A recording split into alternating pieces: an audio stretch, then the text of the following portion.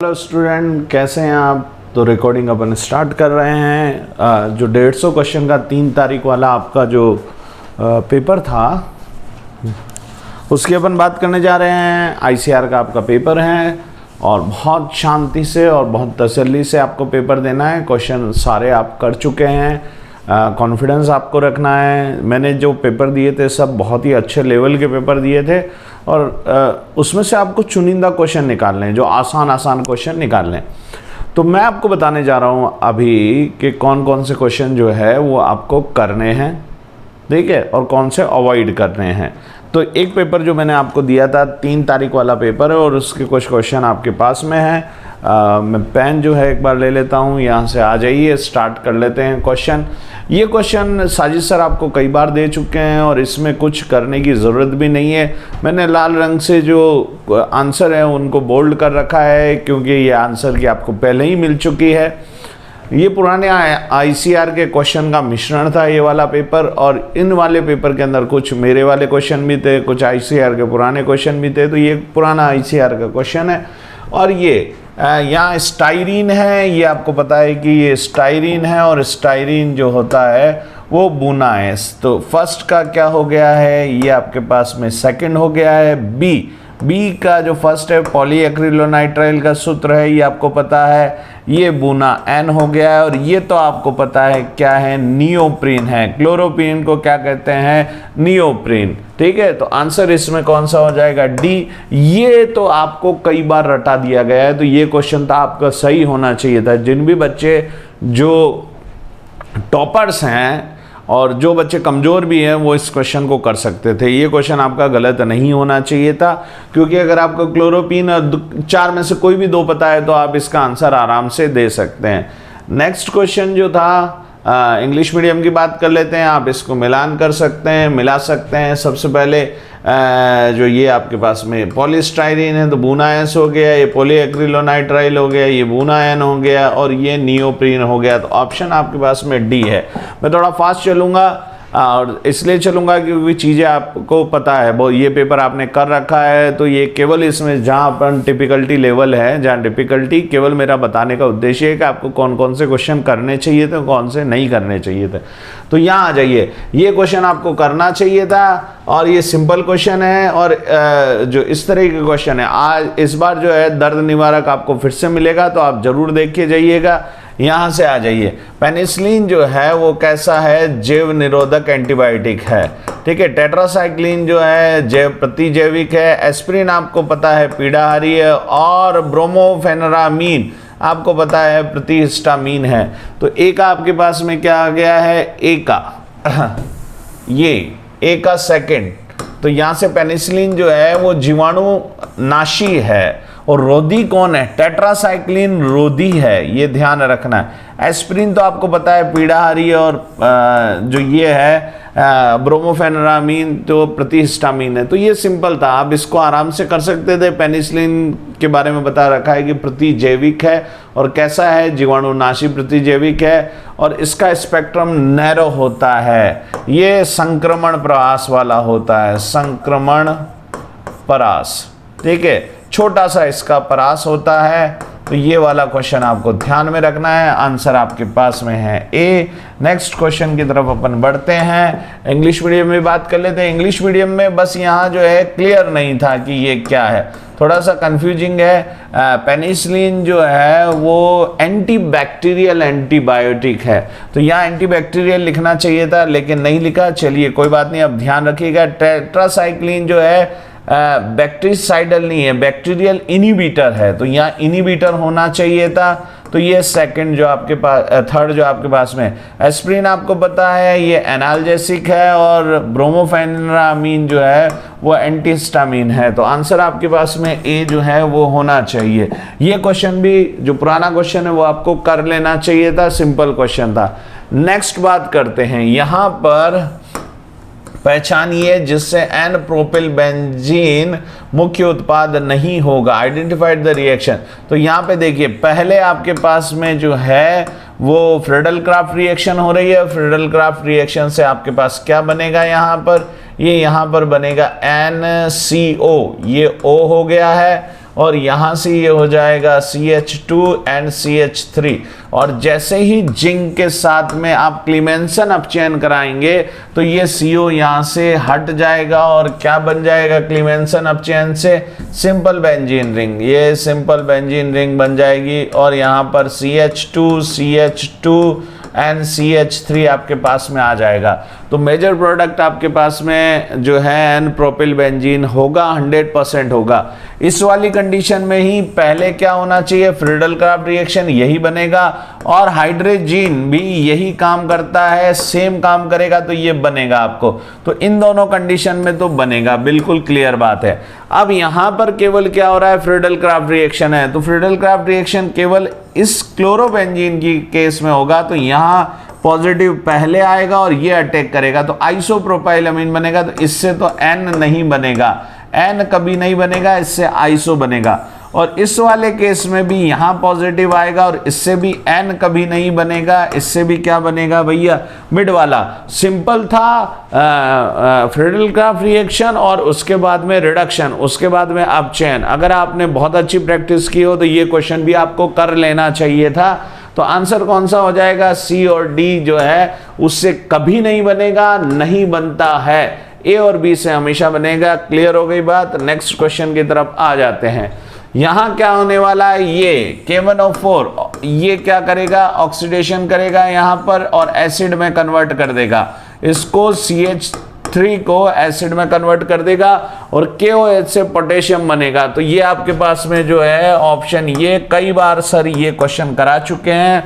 Answer D आपके पास clear है, ये आपको कर लेना चाहिए था क्योंकि K1O4 से इसका ऑक्सीकरण होगा और ऑक्सीडेशन होगा और ऑक्सीडेशन होने के बाद पोटेशियम से के यहाँ लगेगा जो बाद में फर्दर अल्कोहल में कन्वर्ट हो जाएगा। बहुत ही सिंपल रिएक्शन है और ये भी क्वेश्चन आपको कर लेना चाहिए था। तो बच्चे जो ये क्वेश्चन नहीं कर पाए तो थोड़ा सा देखिएगा इसको। अभी कॉल्वे संश्लेषण में सममित एल्केन बनता है, मतलब सम संख्या वाले एल्केन बनेंगे, कभी भी विषम संख्या वाले एल्केन नहीं बनते हैं कॉल्वे संश्लेषण में। तो इवन नंबर हमेशा बनेगा, ऑड नंबर कभी नहीं बनेगा। तो यहां से कौन हो जाइए, एथेन जो है सम है, ब्यूटेन सम है, ऑक्टेन सम है, लेकिन प्रोपेन जो है वो विषम है। तो कभी भी प्रोपेन नहीं बन सकता। ये कॉल्वे जो रिएक्शन है वो सर ने आपको बता रखी है, सब कुछ ये सिंपल है। तो ये तो कभी भी गलत नहीं होना चाहिए था।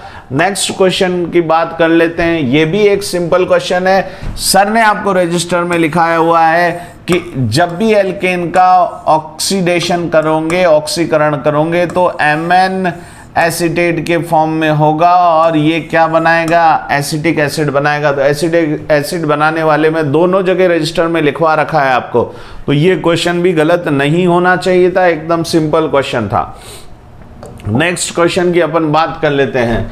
इलेक्ट्रॉन्स नहीं है, इलेक्ट्रोफिलिक है। इलेक्ट्रोफिलिक कौन है, जिसके पास इलेक्ट्रॉन लेने की जगह होनी चाहिए, इलेक्ट्रॉन लेने की जगह होनी चाहिए। जगह कहाँ है, या वेकेंट डी ऑर्बिटल होगा, डी ऑर्बिटल है वेकेंट, तो रिक्त डी कक्षक है और रिक्त डी कक्षक जिसमें भी होता है वो इलेक्ट्रोफाइल की तरह काम करता है। ये भैया अमोनिया, ठीक है, ये न्यूक्लियोफाइल है। H2O ये भी कैसा है, ये भी न्यूक्लियोफाइल है, इलेक्ट्रॉन इनके पास पहले भर भर के हैं। और मीथेन भी कैसा होता है, ये भी जो है न्यूक्लियोफाइल होता है और इलेक्ट्रोफाइल आपके पास एक है। इसको पहचानना तो बहुत आसान था, बहुत इजी तरीके से आप ये क्वेश्चन कर सकते हैं। तो ये क्वेश्चन भी राइट होना चाहिए था आपका, ये क्वेश्चन भी गलत नहीं होना चाहिए था।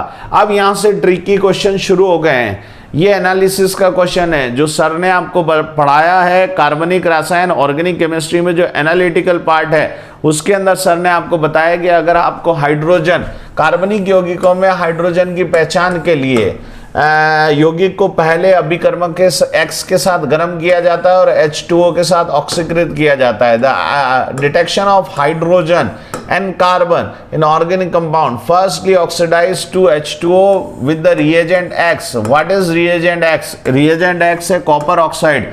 NCERT में भी दे रखा है और सर ने भी आपको बता रखा है। तो इसके लिए मैंने एक स्लाइड बनाई है भैया, ये NCERT के जो 12th नंबर का 11th क्लास का जो 12th नंबर का चैप्टर है उसमें 9.1 में दिया हुआ है। ये देखिए, कार्बन हो हाइड्रोजन हो, सबसे पहले कॉपर ऑक्साइड से रिएक्शन करवाते हैं और जब कॉपर यहाँ पर बन जाएगा फिर वाटर के साथ में इसका रिडक्शन करा देंगे। तो यहाँ CO2 और H2, तो CO2 को कैल्शियम हाइड्रोक्साइड के साथ में और वाटर को कैल्शियम कॉपर सल्फेट के साथ में, तो ये सफ़ेद से क्या हो जाएगा, नीला हो जाएगा, और ये भी सफ़ेद से क्या हो जाए, ये रंगहीन से क्या हो जाएगा, सफ़ेद हो जाएगा। CO2 जैसे ही डालेंगे तो सफ़ेद हो जाएगा। तो कार्बन निकलता है या आपके पास में हाइड्रोजन निकलता है, दोनों का परीक्षण करने के लिए आपको किसका यूज़ करना है, कॉपर ऑक्साइड का। इंग्लिश मीडियम वाले जो है वो बच्चे इस रिएक्शंस को देख सकते हैं और देख के पता लगा सकते हैं कि identification of carbon and hydrogen के लिए आपको जो रिएजेंट लेना है वो कॉपर ऑक्साइड है, CuO जो है वो आपको लेना है। नेक्स्ट क्वेश्चन की बात करते हैं। प्रोटीन में अल्फा हेलिकल संरचना किस में पाई जाती है, अल्फा हेलिकल संरचना के लिए कौन सी चीज उत्तरदायी है? तो हाइड्रोजन बंध इसके लिए रेस्पॉन्सिबल है। कौन सी चीज रेस्पॉन्सिबल है? हाइड्रोजन रेस्पॉन्सिबल है। तो आपको पता है हाइड्रोजन बंध कैसा होता है। तो जो हिंदी मीडियम के वाले बच्चे हैं उनके लिए तो ये पैराग्राफ लिखा हुआ है, शांति से आप इस पैरा को पढ़ सकते हैं। जब भी आप एग्जाम देने जा रहे हैं तो आपके पास मोबाइल होगा, मोबाइल पे ऐप खोलें, ऐप के अंदर ये देखें, ये जो है अब सिर्फ चित्र से मैं यहाँ आपको दिखा रहा हूँ। ये अल्फा हेलिकल संरचना है और इसमें कौन सा बंध बन रहा है, ये देखो हाइड्रोजन बंध बन रहा है, ये देखो हाइड्रोजन बंध बन रहा है। ये जो एसिड का CO है उसके और अमीन के H के बीच में ये हाइड्रोजन बंध हो रहा है और हाइड्रोजन बंध की वजह से ये अल्फा हेलिकल स्ट्रक्चर बन रही है प्रोटीन की। क्लियर हो गई बात? तो नेक्स्ट क्वेश्चन की तरफ बढ़ते हैं। यहां से, किस शुगर का टॉलेन और फेलिंग अभिकर्मक से अपचय नहीं होता? एकदम सिंपल क्वेश्चन, एकदम लल्लू क्वेश्चन। वो कौन है भैया? सुक्रोज है। वो कौन है? सुक्रोज है, जिसका रिडक्शन टोलेन और फेलिंग से नहीं हो सकता। कैसे नहीं हो सकता? यहां देखिए, यहां पर ग्लाइकोसाइडिक बंध है, फ्री एल्डिहाइड नहीं है, फ्री कीटोन नहीं है। जब एल्डिहाइड ही नहीं है, कीटोन ही नहीं है, तो रिडक्शन किसका होगा? तो किसी का नहीं हो सकता। इसलिए ये NCERT में लिखा हुआ है, ये एक अनअपचायी शर्करा है। एक बहुत ही सिंपल क्वेश्चन जो कि गलत बिल्कुल नहीं होना चाहिए था, दोबारा रिपीट हो सकता है, इसलिए आपको देखना है। आ जाइए, ब्रोमोबेंजीन। ब्रोमोबेंजीन जो है ये ब्रोमोबेंजीन है, ये ब्रोमोबेंजीन है, इसके पास ये इलेक्ट्रॉन होते हैं। अब आ जाइए, मिथॉक्साइड के साथ में CH3ONA के साथ में क्रिया करेगी? नहीं कर पाएगी, क्योंकि ये क्या करते हैं, यहाँ डबल बंध बना लेते हैं, डबल बॉन्ड, और ये इलेक्ट्रॉन यहाँ नेगेटिवली चले जाते हैं और डबल बॉन्ड कैरेक्टर की वजह से ये कभी भी अटैक नहीं कर पाएगा इस पे। तो स्टेटमेंट, ब्रोमोबेंजीन मिथॉक्साइड कमरे के ताप पर अभिक्रिया करके एनिसोल देता है? कभी नहीं देगा। इसके लिए आपको यहां क्या लगाना पड़ेगा? NO2 लगाना पड़ेगा, नाइट्रोबेंजीन। ठीक है, ये करना पड़ेगा तभी निकलेगा, वरना नहीं निकलेगा बेटा। तो ये जो है गलत है। तो फर्स्ट जो चीज है वो गलत है। ठीक है, सोडियम मिथॉक्साइड एक क्षार है, यस इट इज करेक्ट। तो यहां से A सही है लेकिन सही नहीं है, लेकिन R सही है। तो सोडियम मिथॉक्साइड एक क्षार की तरह काम करता है, बिल्कुल क्षार की तरह काम करता है, क्योंकि सोडियम लगा हुआ है उसके साथ में। ठीक है, यहां आ जाइए, तो bromobenzene react with sodium methoxide कभी नहीं करेगा, क्योंकि डबल बॉन्ड इस करेक्टर आ जाएगा। ठीक है, sodium methoxide is a base, yes it is a base. तो first one assertion is incorrect but reason is correct। तो आंसर कौन सा हो गया है? फोर्थ ऑप्शन आपका हो गया है। नेक्स्ट क्वेश्चन की अपन बात करते हैं बेटा। चलिए, तो to prepare the ether the bromobenzene must react with sodium methoxide, but the cleavage of carbon bromine bond of bromobenzene is difficult because partial double bond character resulting from conjugation. However, the desired ether can be prepared by the sodium phenoxide and methyl bromide. आपको उल्टा करना पड़ेगा। इसका तो आपको क्या बनाना पड़ेगा, ONA sodium phenoxide, और यहां CH3Br लेना पड़ेगा, तब जाके रिएक्शन एनिसोल बनेगा, वरना रिएक्शन नहीं होगी। ठीक है बेटा, तो एकदम सिंपल है कि अगर आप ब्रोमोबेंजीन लेते हो कभी रिएक्शन नहीं होगी। ठीक है, अगर आप फिनॉक्साइड ले लेते हो, ठीक है, मिथॉक्साइड, सोडियम मिथॉक्साइड की जगह फिनॉक्साइड लेते हो तो रिएक्शन हो सकती है। चलें नेक्स्ट क्वेश्चन की तरफ बढ़ते हैं, आ जाइए। निम्न में से क्षारीय प्रकृति का क्रम होगा, arrange the following decreasing order of basic nature. Decreasing order, देखिए जिसका नेगेटिव क्या करेगा, H+ को लेने की कोशिश करेगा, और जो H+ को लेने की कोशिश करेगा, जितना H+ को लेने की कोशिश करेगा उतना ज्यादा एसिडिक होगा भैया। तो एसिडिक होने के लिए H+ की जो लेने की पावर है वो बहुत ज्यादा होनी चाहिए। तो उसके लिए क्या होना चाहिए, नेगेटिव बहुत ज्यादा होना चाहिए। अब जो नेगेटिव है वो एलिफेटिक का सबसे ज्यादा होता है, तो ये दोनों केस ज्यादा होंगे। यहां क्या होगा, ये रिजोनेंस में चला गया है, और जब ये रिजोनेंस में चला जाएगा तो इसका मतलब है ये कम हो गया है। यहां क्या हो रहा है, रिजोनेंस में तो जा रहा है लेकिन इधर से पॉजिटिव और इलेक्ट्रॉन आ रहे हैं, तो ये थोड़ा सा कम रिजोनेंस में जाएगा।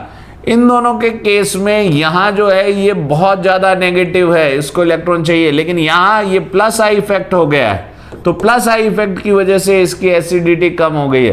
तो सबसे ज्यादा जो एसिडिक है, ठीक है, तो कौन सा हो जाएगा, सबसे ज्यादा एसिडिक कौन सा, अच्छा यहां पे ये OH-, ठीक है, एलिफेटिक के अंदर क्या होगा, प्लस आई इफेक्ट इसको और ज्यादा स्टेबल कर रहा है, तो एलिफेटिक में तो उल्टा है।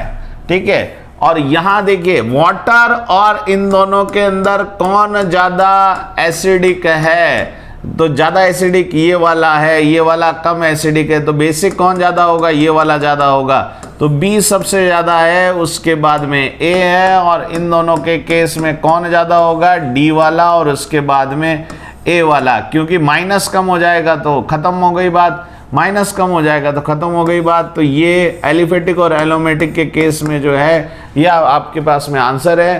तो जितना ज़्यादा एरोमेटिक के अंदर रेजोनेंस में माइनस रहेगा, तो रेजोनेंस में जब भी रहेगा तो उसकी एसिडिटी क्या हो जाती है, जो बेसिसिटी है वो कम हो जाएगी।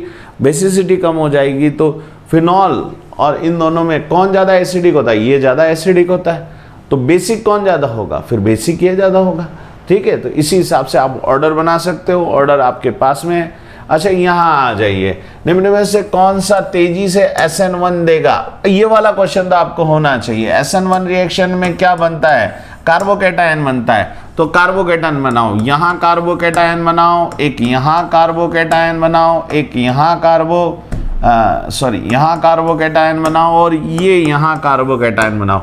कौन सा कार्बोकैटायन ज्यादा स्टेबल है, तो आप देखेंगे ये वाला कार्बोकैटायन ज्यादा स्टेबल है, क्योंकि ये किसमें, एरोमेटिक सिस्टम में रेजोनेंस में आ जाएगा, तो सबसे ज्यादा ये वाला स्टेबल, इसलिए ये सबसे ज्यादा SN1 रिएक्शन देगा। तो आंसर कौन सा हो जाएगा, C जो है वो आंसर में हो जाएगा, क्योंकि कार्बोकैटायन की स्टेबिलिटी देखेंगे तो सबसे ज्यादा स्टेबल कार्बोकैटायन ये हो गया। फिर उसके बाद में यहाँ जो कार्बोकैटायन है वो कहाँ है, रेजोनेंस के अंदर हो जाएगा ये वाला, फिर ये डबल वाला है। ठीक है, तो आपको देखना पड़ेगा कार्बोकैटायन का जो कैरेक्टर है वो कौन सा है, कहाँ कार्बोकैटायन जनरेट हो रहा है, ये सर ने आपको बहुत अच्छे से सिखा रखा है।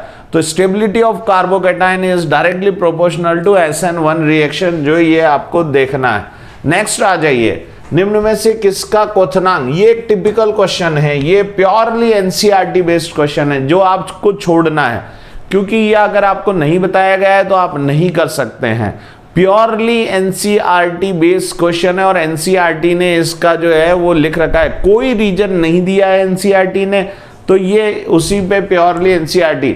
तो क्वथनांक का क्रम, बॉइलिंग पॉइंट का जो है आपके पास में क्रम ये रहा और मेल्टिंग पॉइंट का क्रम ये रहा। देखो सबसे ज्यादा मेल्टिंग पॉइंट तो पैरा पोजीशन वाले का होता है, लेकिन बॉइलिंग पॉइंट में उल्टा होता है, बॉइलिंग पॉइंट ऑर्थो वाले का सबसे ज्यादा होता है। तो आप ये ध्यान रखें, बॉइलिंग पॉइंट किसका ज्यादा है, ऑर्थो वाले का, और मेल्टिंग पॉइंट किसका है, पैरा वाले का ज्यादा है।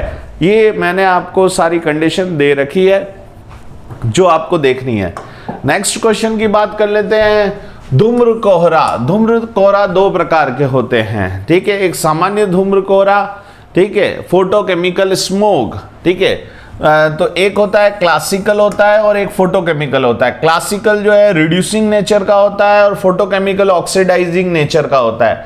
तो क्लासिकल कैसा है, रिड्यूसिंग नेचर का है, जिसके अंदर SO2 बनती है। तो जो सामान्य धूम्र कोहरा है वो अपचायक प्रवृत्ति का होता है। ये तो अंतर मैंने आपको बता रखा है, ये क्वेश्चन कभी भी गलत नहीं होना चाहिए, पहले भी मैं आपको बता चुका हूं और बहुत इंपॉर्टेंट लगवा चुका हूं इसको।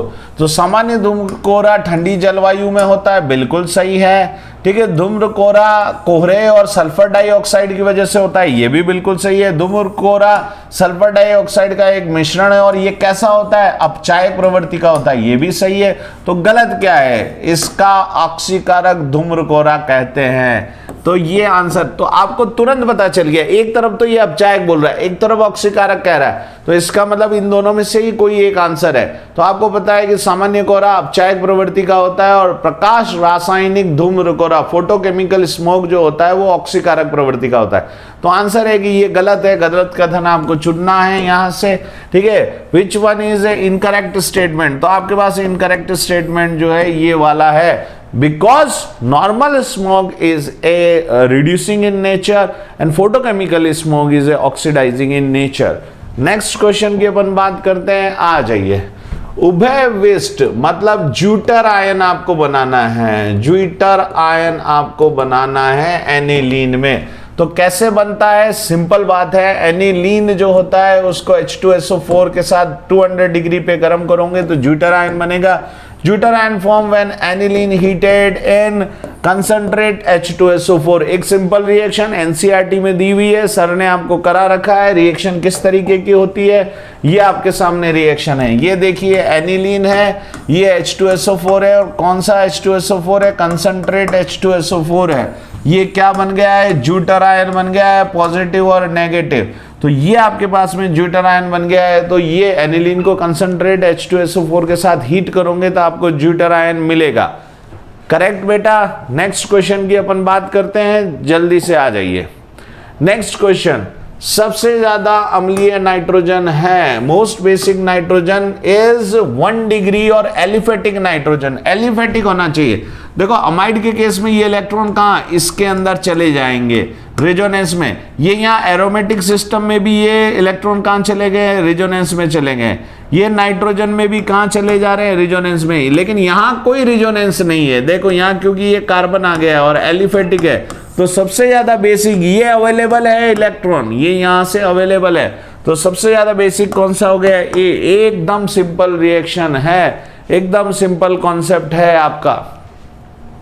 नेक्स्ट क्वेश्चन की बात करते हैं, द्वितीयक और तृतीयक संक्रमण श्रेणी, ठीक है। द्वितीय और तृतीय संक्रमण, द्वितीय संक्रमण श्रेणी कौन सी है, 4D। देखो प्रथम वाली तो 3D है, ठीक है। उसके बाद में सेकंड वाली कौन सी है, 4D, और थर्ड वाली कौन सी है, 5D। तो यहां से देखिए, यहां से यहां तक रेडियस इंक्रीज होती है और ये रेडियस लगभग समान होती है। तो इन दोनों की रेडियस समान है, तो वही जर्कोनियम और हैपनियम वाली बात हो गई। तो प्रथम, द्वितीय और तृतीय संक्रमण श्रेणी मतलब 4D और 5D संक्रमण श्रेणी की त्रिज्या लगभग समान होती है। यस, ये एक करेक्ट स्टेटमेंट है, ये एक करेक्ट स्टेटमेंट है, ठीक है। एक संक्रमण श्रेणी की कक्षा में एक ही सेट में एक इलेक्ट्रॉन का दूसरे द्वारा पूर्ण आवरण प्रभाव होता है। पूर्ण आवरण प्रभाव मतलब परिरक्षण प्रभाव, धक्का देने की। एक इलेक्ट्रॉन पूरी तरीके से धक्का दे देगा नहीं, क्योंकि डी में जा रहा है और डी में पूरी तरीके से धक्का होता ही नहीं है, 0.85 का धक्का होता है। तो 0.85 का धक्का, तो दूसरा वाला तो बिल्कुल सही नहीं है, तो दूसरा स्टेटमेंट बिल्कुल सही नहीं है। तो कथन सेकंड सही नहीं है भैया, फर्स्ट ही सही है। तो आंसर आपके पास कौन सा हो गया है, C option is correct option. तो यहाँ से देख लें, giving below a two statement, the second and third transition series exhibit the similar radii. No, yes, it is similar because 4D is second transition series and 5D is third transition series. तो इनका almost radii क्या होता है, same होता है, जैसे zirconium and हैप्नियम की अपनों ने बात की थी, और बहुत सारे का सेम रहता है, ठीक है। तो first statement is a correct statement, लेकिन second statement, the perfect shielding of the one electron by another in the same set of orbits in transition element, perfect shielding of one electron by another. Perfect shielding कहाँ होता है, shielding perfect, क्योंकि d orbital में तो perfect shielding बिल्कुल नहीं होगा, shielding कम हो जाएगा, तो शील्डिंग परफेक्ट नहीं होने की वजह से ही तो रेडियस कम हो जाता है, ठीक है। तो इसलिए first statement first is correct और सेकंड स्टेटमेंट इज इनकरेक्ट। मैंने कहा था स्टेटमेंट के क्वेश्चन आते हैं, इसलिए स्टेटमेंट के क्वेश्चन मैंने आपको दिए हैं। नेक्स्ट आ जाइए, क्लोरीन की वियोजन ऊर्जा फ्लोरीन से ज्यादा होती है, क्लोरीन की वियोजन एंथैल्पी क्लोरीन से ज्यादा होती है। यस, क्लोरीन बॉन्ड टूटता नहीं है, फ्लोरीन बॉन्ड जल्दी से टूट जाता है, इसलिए तो फ्लोरीन F2 रिएक्टिव है। तो फर्स्ट स्टेटमेंट बिल्कुल सही स्टेटमेंट है, ठीक है। दूसरा वाला, फ्लोरीन के एकांकी इलेक्ट्रॉन युग्म प्रतिकर्षण करते हैं। यस, फ्लोरीन के इलेक्ट्रॉन युग्म प्रतिकर्षण करते हैं, लेकिन इसके टूटने का एक ही कारण नहीं है, बहुत सारे कारण हैं। तो ए असेशन रीजन दोनों सही है, किंतु सही व्याख्या नहीं है। केवल एक रीजन नहीं है, बहुत सारे रीजन है इसके टूटने के, तो सही व्याख्या नहीं है। चलिए आ जाइए, द डिसोसिएशन एनर्जी सबसे ज्यादा Cl2 की होती है, देन उसके बाद में Br2, देन उसके बाद I2, ठीक है, F2, और F2 के बाद में I2 आता है। तो I2 F2 जो है इतना पीछे चला जाता है। आई बात समझ में, क्योंकि इसके पास बहुत सारे रीजन है, सबसे ज्यादा होती है Cl2 की। तो यहाँ असेशन जो है वो करेक्ट है। Large electron repulsion in lone pair of F2, ये भी बिल्कुल सही है, लेकिन करेक्ट रीजन नहीं है, इसलिए आंसर जो है वो बी आपके पास में हो गया है। एक अच्छा क्वेश्चन था ये, क्वेश्चन बिल्कुल सिंपल है। टॉप टू बॉटम जाओगे, ऑक्सीडेशन पावर इंक्रीज होता है, क्योंकि ऑक्सीजन रिलीजिंग पावर इंक्रीज होता है। सल्फर है, सेलेनियम है, टेल्यूरियम है, कौन जल्दी से ऑक्सीजन दे देगा? भैया टेल्यूरियम दे देगा, बिल्कुल सिंपल सी बात है। नीचे की तरफ आ रहा है तो सबसे ज्यादा ऑक्सीडेशन पावर किसकी होगी? टेल्यूरियम की होगी, देन उसके बाद सेलेनियम की होगी, और सल्फर की उससे कम। तो यहाँ से ये आपके पास में, और SO2 तो रिड्यूसिंग एजेंट की तरह भी काम में कर लेता है, तो इसलिए बी ऑप्शन करेक्ट ऑप्शन है। पी ब्लॉक का क्वेश्चन है, मैं आपको पढ़ा चुका हूँ और ये पूरा क्रम भी आपको बता चुका हूँ, तो एकदम सिंपल क्वेश्चन है। नेक्स्ट क्वेश्चन की अपन बात करेंगे। वर्ग 15 में भारी तत्व में PP बंद, बिल्कुल जो है पी पाई बंद नहीं होता। नाइट्रोजन में तो बंद होता है पी पाई नाइट्रोजन, लेकिन फास्फोरस हमेशा सिंगल बंद में मिलेगा, आर्सेनिक हमेशा सिंगल बंद में मिलेगा। आपको फास्फोरस कैसे बनाता है?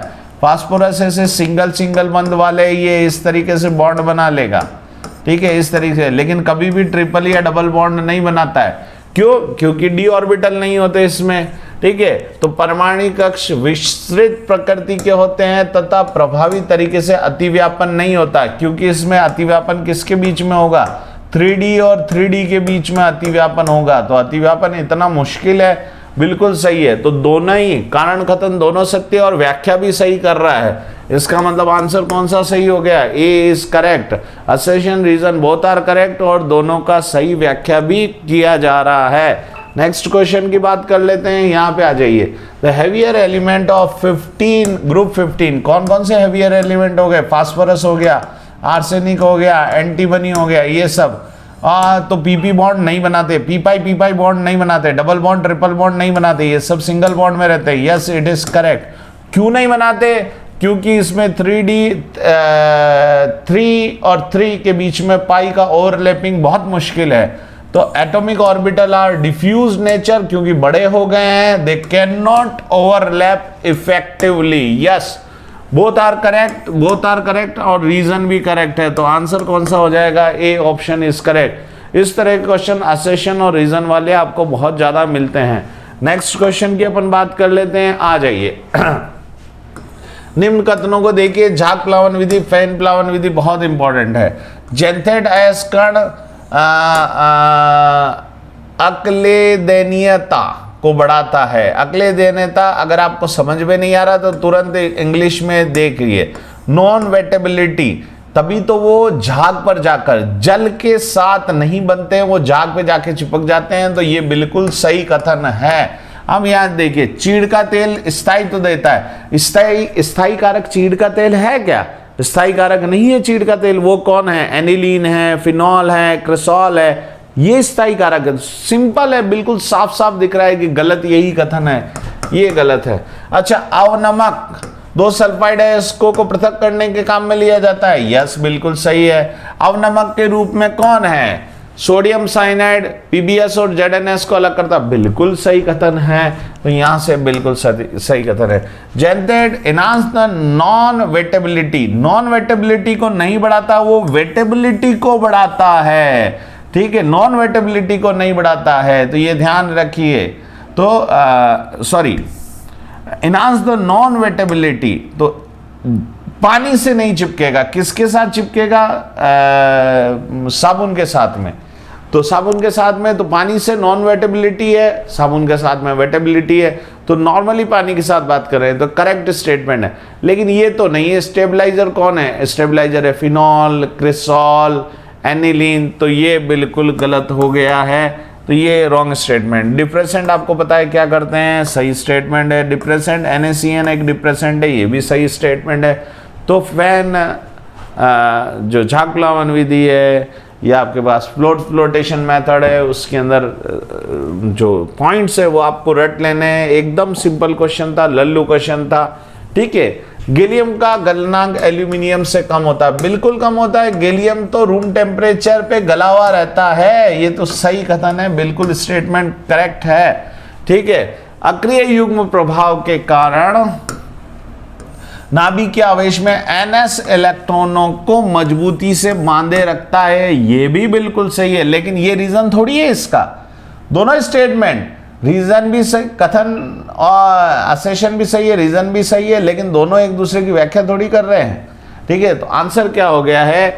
A and R दोनों सही है, किंतु AR की सही व्याख्या नहीं कर रहा है, तो आंसर कौन सा हो जाएगा? B हो जाएगा।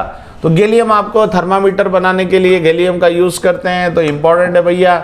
आ जाइए, melting point of gallium is lesser than aluminium. Yes, ये तो रूम टेम्परेचर पे गला हुआ रहता है, इसलिए तो आप इसको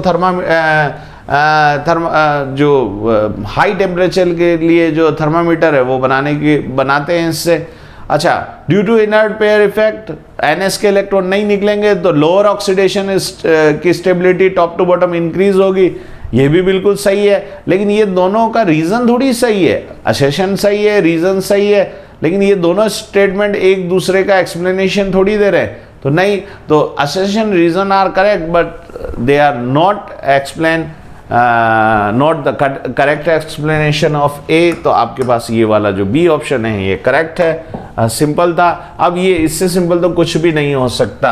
मृत तरापित प्लास्टर कौन सा है जिसमें से जल निकल चुका है? सेकंड। जिप्सम आप जानते हैं। थर्ड, प्लास्टर ऑफ पेरिस आप जानते हैं। ये चूने का पानी आप जानते हैं। अब इसमें कुछ करने की जरूरत नहीं, इससे सिंपल क्वेश्चन नहीं होगा, ये बहुत ही सिंपल क्वेश्चन है। तो यहाँ से आप मैच कर सकते हैं। डेड बर्न प्लास्टर आपको बता चुका हूँ मैं, जिप्सम आपको बता चुका हूँ, प्लास्टर ऑफ पेरिस आपको बता चुका हूँ, ठीक है, वाटर लाइम वाटर आपको बता चुका हूँ। करेक्ट ऑप्शन आपके पास में है। नेक्स्ट क्वेश्चन की बात करते हैं। लिथियम का सोडियम की अपेक्षा जल के साथ अपचयन कम तीव्रता से होता है। ठीक है, बिल्कुल सही, अपचयन हो जाएगा। लिथियम जो है अपचयित नहीं होता, लिथियम जल में जाने पर ऑक्सीकृत होता है, तो अपचयन कम तीव्रता से हो रहा, बिल्कुल सही बात है, ये तो करेक्ट स्टेटमेंट है। Yes, correct statement. सबसे ज्यादा पोटेंशियल जो है वो लिथियम का होता है, बिल्कुल होता है। तो लिथियम का E- सबसे ज्यादा होता है, जिसको रिडक्शन पोटेंशियल कहते हैं। ठीक है, ऑक्सीडेशन पोटेंशियल है वो सबसे ज्यादा। दोनों चीजें सही है, लेकिन एक दूसरे की व्याख्या ये दोनों सही नहीं कर रहे हैं। ठीक है, व्याख्या सही नहीं है, क्योंकि इसमें क्या आना चाहिए? जल योजन ऊर्जा नहीं आ रही है, जल योजन ऊर्जा यहाँ होनी चाहिए। जो नहीं है भैया। चलिए नेक्स्ट देखते हैं, reduction of lithium with water is less vigorous that sodium. Yes, reduction water जो है सोडियम का बहुत तेजी से करता है, लिथियम का नहीं करेगा। Lithium has most negative E value. Yes, reduction value जो है मोस्ट नेगेटिव रहती है, ऑक्सीडेशन वैल्यू मोस्ट पॉजिटिव रहती है। Both are correct but explanation सही नहीं है, ठीक है। बोथ आर करेक्ट बस explanation is not true. Next चलते हैं अपन, निकल इलेक्ट्रोड। मैंने आपको बताया था बेरिलियम हाइड्रोक्साइड को अगर निकल इलेक्ट्रोड के साथ अगर आप हीट करेंगे तो हाइड्रोजन गैस आपको मिलेगी। ये पढ़ा चुका हूं मैं हाइड्रोजन के अंदर, एकदम सिंपल क्वेश्चन है, कई बार बता चुका हूं, ठीक है। X is from as a major product as a electrolysing hot aqueous solution of barium hydroxide in the barium hydroxide. Barium हमेशा ट्रू प्योर देता है, प्योर हाइड्रोजन आपको देगा, वो कौन सा है? बी। क्लियर, ये मैं करवा चुका हूं आपको, सिंपल। यहां आ जाइए, S8 में ऑक्सीडेशन नंबर आपको निकालना है, यहाँ सल्फर का ऑक्सीडेशन स्टेट निकालना है, यहाँ सल्फर का ऑक्सीडेशन स्टेट निकालना है। सिंपल, ऑक्सीडेशन नंबर यहाँ। अब ये तो आपको निकालना आता है, इसमें तो कोई दिक्कत है नहीं। यहाँ 0 है तो 0 फ्रंट में कहाँ आ रहा है? तो ये दोनों तो गलत हो गए, 0 यहीं आ रहा है, ये 0 हो गया। यहाँ क्या होगा? ये सोडियम है, ये +1 होता है तो इस पर -2 आ जाएगा, 2 है तो -2, तो -2 कहाँ है? यही है, तो आंसर वैसे भी करेक्ट हो गया है फर्स्ट वाला। सिंपल क्वेश्चन, इससे सिंपल क्वेश्चन नहीं हो सकता, सिंपलेस्ट क्वेश्चन, ठीक है, जो आपको सही करना था और बिल्कुल सिंपल क्वेश्चन था। आ जाइए, द्विध्रुव आगुण किसका होगा? देखिए CH4 जो है sp3 आयोडाइज है, द्विध्रुव आगुण 0 है, पॉलरिटी कम है। CCl4 ये भी 0 है, लेकिन यहां देखो पॉलरिटी थोड़ी सी ज्यादा है, कार्बन और क्लोरीन में पॉलरिटी ज्यादा है। यहाँ 2.5 2.1, यहाँ 2.5 और 3 है, पॉलरिटी डिफरेंस ज्यादा है, तो इसका CH4 से ज्यादा जो है वो डाइपोल मोमेंट CCl4 का होगा, और सबसे ज्यादा होगा CHCl3 का। तो द्विध्रुव आगुण का क्रम ये होना चाहिए, दोनों का 0 है, लेकिन स्लाइड अगर देखा जाए तो ज्यादा किसका होगा? थोड़ी पॉलरिटी इसमें ज्यादा है, तो C जो है वो आपके पास में होगा डाइपोल मोमेंट। ये एकदम अपने जो है आप थोड़ा सा सोच समझ के करते तो ये आप कर सकते थे, एकदम सिंपल क्वेश्चन था। नेक्स्ट क्वेश्चन की अपन बात कर लेते हैं, निम्नलिखित तत्वों में से कौन से जोड़ों को मेंडलीव की आवर्त सारणी में नहीं, समान वर्ग में नहीं दिया गया? तो ये रुबिडियम और कैडमियम है, और ये एक टिपिकल क्वेश्चन था, ये एक टफ क्वेश्चन था, ठीक है, कि सेम प्लेस में किसको नहीं। जब तक आप मेंडलीव की पीरियोडिक टेबल पूरी अच्छी ढंग से नहीं देखेंगे तब तक आपको पता नहीं चलेगा। तो ये एक छोड़ने वाला क्वेश्चन था कि अगर आपको नहीं आता तो इसको छोड़ देना चाहिए था। मैं आपको बता देता हूं मेंडलीव की पीरियोडिक टेबल ये हमारे पास में है। तो यहाँ देखिए, जैसे ही आप मेंडलीव की पीरियोडिक टेबल देखेंगे तो रुबिडियम आपको यहाँ मिलेगा, ये यहाँ आपको क्या मिल रहा है? रुबिडियम मिल रहा है। तो मैं इसको थोड़ा सा रेड कर देता हूँ, सॉरी इसको ब्लैक कर देता हूँ और इसको रेड रखता हूँ, ठीक है। तो यहाँ आ जाइए आप, तो ये आपके पास में रुबिडियम है, तो रुबिडियम यहाँ हो गया, और कैडमियम का है उसके पड़ोस वाले के अंदर, एक वर्ग में तो नहीं है, रुबिडियम इधर है और कैडमियम इधर है, दोनों अलग अलग के अंदर है, बाकी सब आपको एक जगह मिलेंगे। देखिए कौन सा आपको चाहिए? स्कैंडियम और गैलियम। तो स्कैंडियम देखिए, स्कैंडियम और गैलियम एक ही साथ रखे हुए हैं, ठीक है। उसके बाद में आप देखेंगे Mn और ब्रोमीन, तो Mn और ब्रोमीन, ये रहा मैंगनीज और ब्रोमीन, ये भी एक साथ रखे गए। तो आप जब इस पीरियोडिक टेबल में ढूंढेंगे, लेकिन ये याद रखना बहुत टिपिकल है, तो ये क्वेश्चन एनटीए पता नहीं क्यों जानबूझ के दे रहा है, ये टिपिकल, ये इतना लर्न करना, पूरी पीरियोडिक टेबल को इस तरीके से लर्न कर देना बड़ा मुश्किल काम है। तो अगर ये एनटीए ने क्वेश्चन, ये एनटीए का क्वेश्चन है और ये एनटीए इस तरह क्वेश्चन दे रहा है, तो आपको बहुत ध्यान से, अगर आपको नहीं आ रहा है क्वेश्चन तो तुक्का मारने की जरूरत नहीं है, आपको छोड़ देना है। तो ये क्वेश्चन छोड़ने वाले क्वेश्चन है, जो आपको नहीं आ रहे हैं तो आपको देखने हैं। अच्छा ये सिंपल है, जे थॉमसन का मॉडल कौन सा है? तो रेजिन पुडिंग मॉडल जो है वो जे थॉमसन का है। अच्छा रदरफोर्ड ने क्या दिया था भैया? रदरफोर्ड ने रेडियो एक्टिव किरणों के बारे में बात की थी, वो रदरफोर्ड मॉडल, ठीक है। बोर मॉडल मुख्य क्वांटम संख्या, तो यहाँ से प्रकाश विद्युत प्रभाव में कार्यफलन है, और रेडियो एक्टिविटी के लिए जो है वो कौन है, रदरफोर्ड, अल्फा कण प्रकीर्णन प्रयोग, तो रेडियो एक्टिव विकिरण के लिए था। तो यहाँ से आ जाइए, ए का हो गया है थर्ड, बी का हो गया है सेकंड, सी का हो गया है फोर्थ, और डी का हो गया है फर्स्ट। तो आप मैच कर सकते हैं, सिंपल क्वेश्चन था, अगर थोड़ा सा दिमाग लगाते तो ये क्वेश्चन बहुत इजीली कर सकते थे। तो जो थॉमसन है, थॉमसन के लिए आपके पास क्वांटम नंबर जो है वो कौन सा है, रेजिन पुडिंग मॉडल है। रदरफोर्ड रेडियो एक्टिविटी के लिए फेमस था। Bohr atomic model principal quantum number किसने दिया था, बोर ने दिया था। और फोटो इलेक्ट्रिक इफेक्ट जो है वर्क फंक्शन के लिए, तो ऑप्शन कौन सा हो जाएगा, C option is correct option. Clear हो गया बेटा। तो यहां से आपके पास में ये आ गया है। नेक्स्ट क्वेश्चन की बात करते हैं। देखिए, निम्न में से कौन सा कथन असत्य है, असत्य कथन। अब ये मोल कॉन्सेप्ट का क्वेश्चन है, किसका क्वेश्चन है, मोल कॉन्सेप्ट का क्वेश्चन है। तो आप एक मोल पदार्थ मोलर द्रव्यमान के बराबर होता है, बिल्कुल होता है भैया, यस इट इज करेक्ट, ठीक है। सेकंड देखिए, किसी पदार्थ का एक मोल वही मात्रा है जो कार्बन 12 के 12 ग्राम, कार्बन 14 के 14 ग्राम होना चाहिए, ठीक है। कार्बन 12 का 12 ग्राम और कार्बन 14 का 14 ग्राम। तो यहाँ देखो, कार्बन 14 का कितना हो रहा है, 12 ग्राम दे दिए, यहाँ 14 किलोग्राम देता, अगर 0.014 देता तो सही होता, लेकिन ये तो गड़बड़ है, तो ये तो कभी नहीं हो सकता। और आपको असत्य कथन ही तो ढूंढना है, यही तो असत्य कथन है।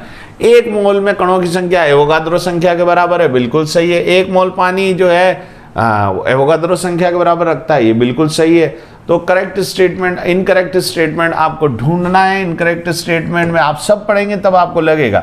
अच्छा, आइसोटोप कार्बन 14 है, तो इसके लिए यहाँ पर 14 kg होना चाहिए था, या ग्राम में कन्वर्ट करेंगे तो 0.014 किलोग्राम, या ग्राम में 14 ग्राम होना चाहिए था ये, लेकिन यहाँ 12 रख दिया, तो यहाँ कार्बन 12 रखना चाहिए था।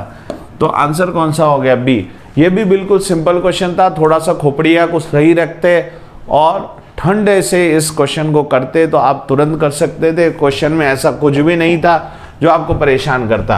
अच्छा, BeSO4 और MgSO4 जल में अविलय है, बिल्कुल सही कथन है, ये तो सत्य है भैया, ठीक है। क्लोरोफिल के केंद्र में मैग्नीशियम होता है, ये भी सत्य कथन है।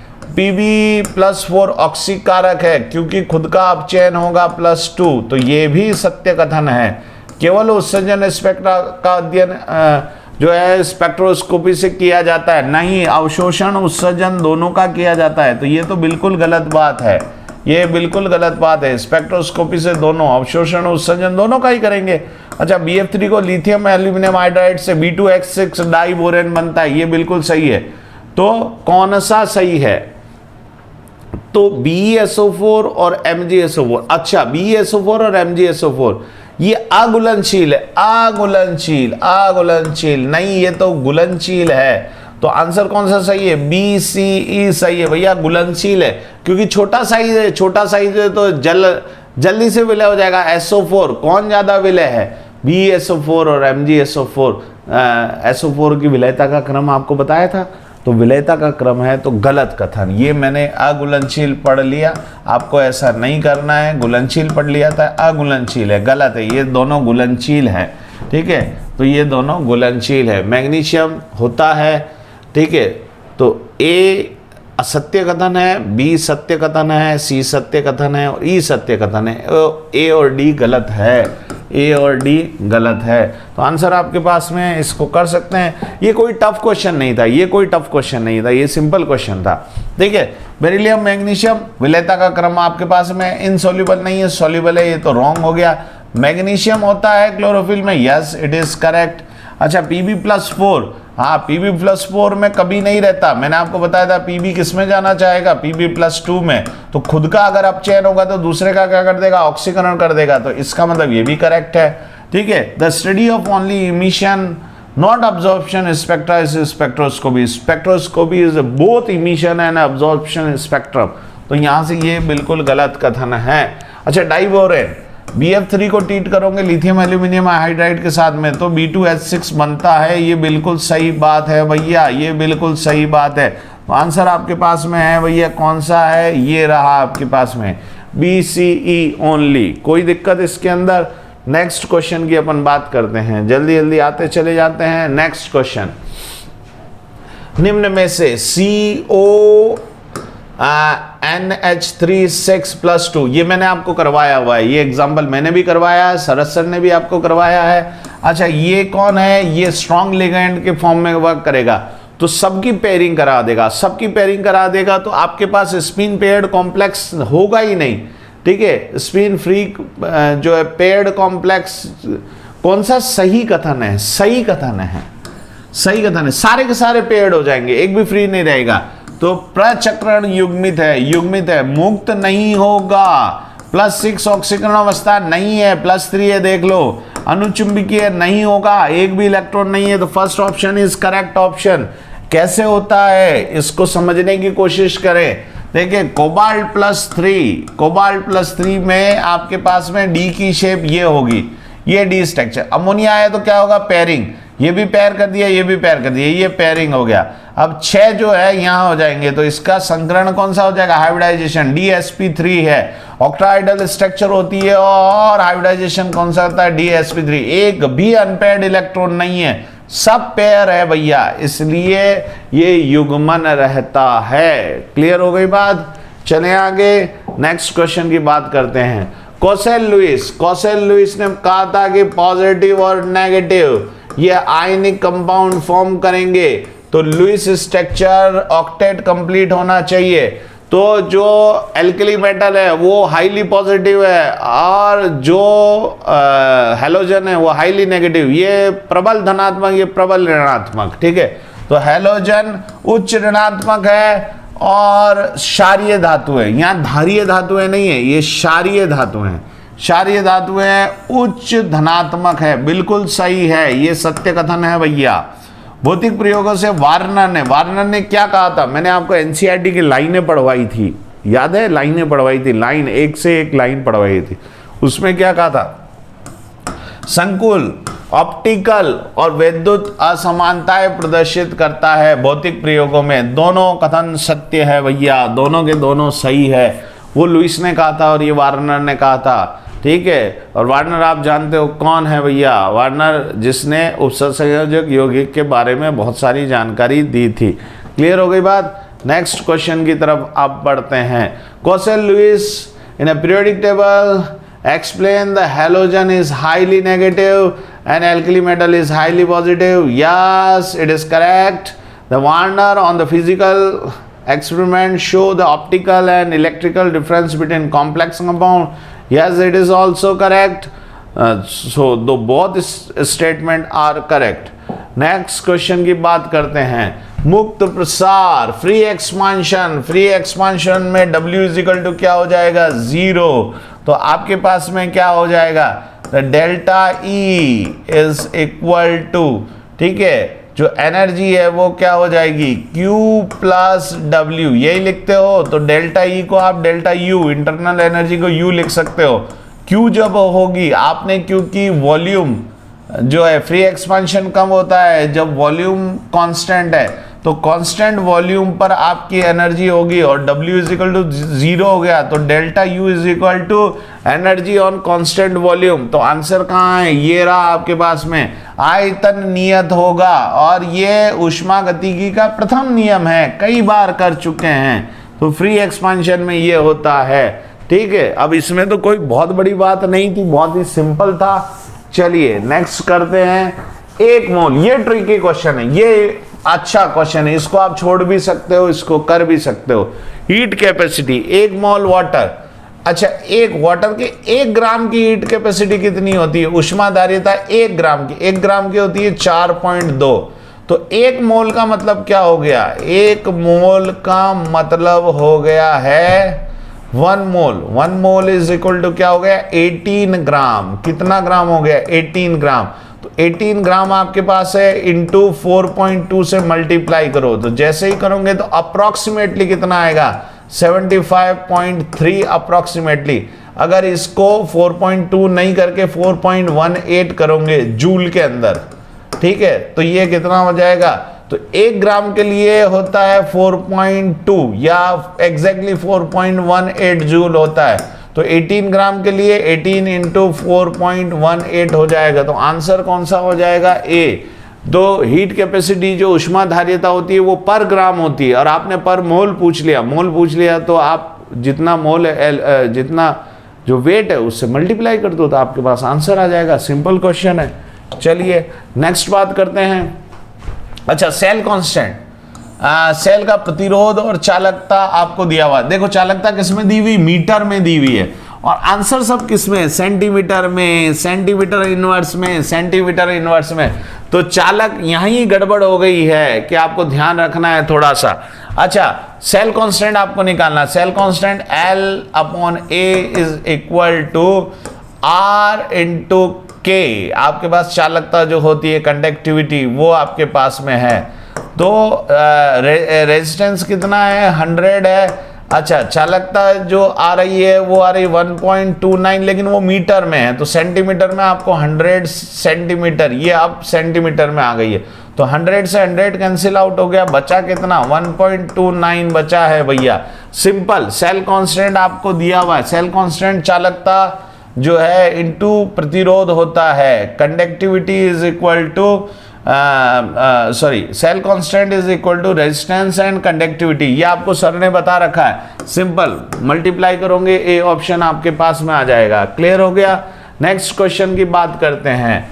ठीक है, ये क्वेश्चन सर ने आपको बहुत सारे करा रखे हैं, तो मैं सिंपल आपको हिंट दे रहा हूं कि ये तरीके से ये क्वेश्चन होगा। ये आर्रीनियस इक्वेशन का क्वेश्चन है और सिंपल क्वेश्चन है, आप कर सकते हैं।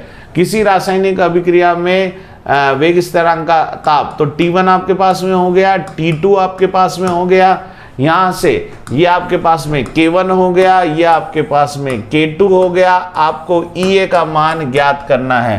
तो K2 आपके पास में है, K1 आपके पास में है। तो ये K1 हो गया है, ये आपके पास में K2 हो गया है, ये T1 हो गया है, ये T2 हो गया है। आपको EA निकालना है, रखो और निकालो भैया। अब इसकी प्रैक्टिस तो कई बार सर ने करा चुकी है, और साथ में R की वैल्यू भी दे रखी है, log 2 की वैल्यू भी दे रखी है। अब इससे ज्यादा कौन करेगा भैया? इतना इजी क्वेश्चन है, करोगे आंसर आएगा C। फॉर्मूला आपके पास में है, करके आंसर आप ले सकते हो। ये आपको सर ने कई बार करवा चुके हैं ये क्वेश्चन। तो मनीष सर भी करवा चुके हैं, ठीक है, सौरभ सर भी आपको करवा चुके हैं। तो ये दोनों क्वेश्चन आ जाइए। उच्च उन्तांशों पर, मतलब पहाड़ी पर, वायुमंडलीय दाब कम होता है, बिल्कुल कम होता है। ठीक है, तो समुद्र तल की तुलना में उच्च उन्यांशों पर द्रव अधिक ताप पर उबलता है। अरे अधिक ताप पर नहीं उबलेगा, कम ताप पर ही उबल जाएगा, क्योंकि वायुमंडलीय दाब तो कम है। तो पहला वाला तो सही है, दूसरा वाला गलत है। एकदम सिंपल क्वेश्चन, इससे सिंपल कुछ नहीं हो सकता। मतलब वायुमंडलीय दाब कम है तो गर्म करोगे तो जल्दी से वाष्प दाब के बराबर आ जाएगा, तो तुरंत क्या हो जाएगा? गर्म होने लग जाएगा। तो कम ताप पर ही गर्म हो जाता है, तो आपकी दाल गलती ही नहीं है, इसलिए तो ढक्कन लगाना पड़ता है, प्रेशर कुकर का इस्तेमाल करना पड़ता है। तो आंसर कौन सा हो गया? ए सही है, परंतु आर सही नहीं है। तो C option is correct option. ठीक है, आई बात समझ में? तो नेक्स्ट आपके पास में है, at high altitude the atmospheric pressure is very low. Yes, it is correct. And liquid at high altitude boil at high temperature in comparison to sea level. ये गलत है भैया, लो टेम्परेचर पर ही बॉयल होने लगेगा। तो A is correct and R is incorrect, reason is incorrect. Yes, आ जाइए।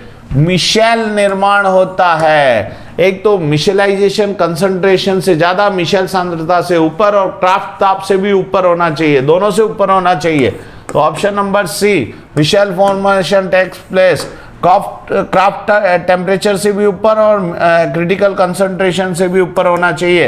एनसीईआरटी में साफ साफ लिख रखा है, और सर ने भी आपको साफ साफ पढ़ा रखा है। यहाँ देखिए, हिंदी मीडियम के स्टूडेंट के लिए मैं लेके आया हूँ एनसीईआरटी का, ये यहाँ लिखा हुआ है, देखिए। मिशेल केवल एक निश्चित ताप से अधिक ताप पर बनता है, जिसे क्या कहते हैं? क्राफ्ट ताप कहते हैं। और अधिक सांद्रता, निश्चित सांद्रता से अधिक सांद्रता पर बनता है, जिसे क्रांतिक मिशेल सांद्रता कहते हैं। क्लियर हो गई बात बेटा? तो ये दोनों चीजें, सांद्रता भी अधिक होनी चाहिए और ताप भी अधिक होना चाहिए था, मतलब क्राफ्ट ताप से ज्यादा, क्रांतिक मिशेल सांद्रता से ज्यादा। क्लियर हो गया बात? नेक्स्ट आगे चलते हैं। ठीक है, ये बिल्कुल सिंपल है। अब ये तो आपको बता रखा है यार, इससे सिंपल क्या? ये क्वेश्चन भी अगर आप गलत करते हैं तो आपको सोचना चाहिए। ठोस सोल कौन सा है? वही रत्न है, सोल जिसमें बेस है तो रत्न हो गया। एरोसोल कौन सा हो गया? धूल वाला हो गया। तो मिलान कर सकते हैं, मैं आगे डिस्कशन नहीं करूंगा क्योंकि ये जो है बहुत ही सिंपल है, आपको कई बार करवाया जा चुका है। ये सारी के सारी इमल्शन क्या होता है, फोम क्या होता है, इसके बारे में जानकारी आपको दे चुके हैं, या आंसर आपको दे चुके हैं। चलिए नेक्स्ट आ जाइए। हेनरी का नियम क्या है? गैस का वाष्प अवस्था पर दाब, गैस का आंशिक दाब विलयन में गैस के मोल अंश के समानुपाती होता है। Mole fraction of gas in solution. What is Henry law? The partial pressure of gas is directly proportional to mole fraction of gas in the solution. Simple law है, सिंपल, इससे सिंपल कुछ नहीं हो सकता। सिंपल है बिल्कुल, solution में gas के जो मोल है उसी पर डिपेंड करता है, तो आप तुरंत इसको कर सकते हैं। Next, ethylene glycol. Ethylene glycol को 600 ग्राम जल में मिलाने पर हिमांक में प्रतिशत अवनमन होगा। तो हिमांक में प्रतिशत अवनमन, पहले हिमांक निकाल लो। Delta TF is equal to होता है KF इंटू मोलेलिटी।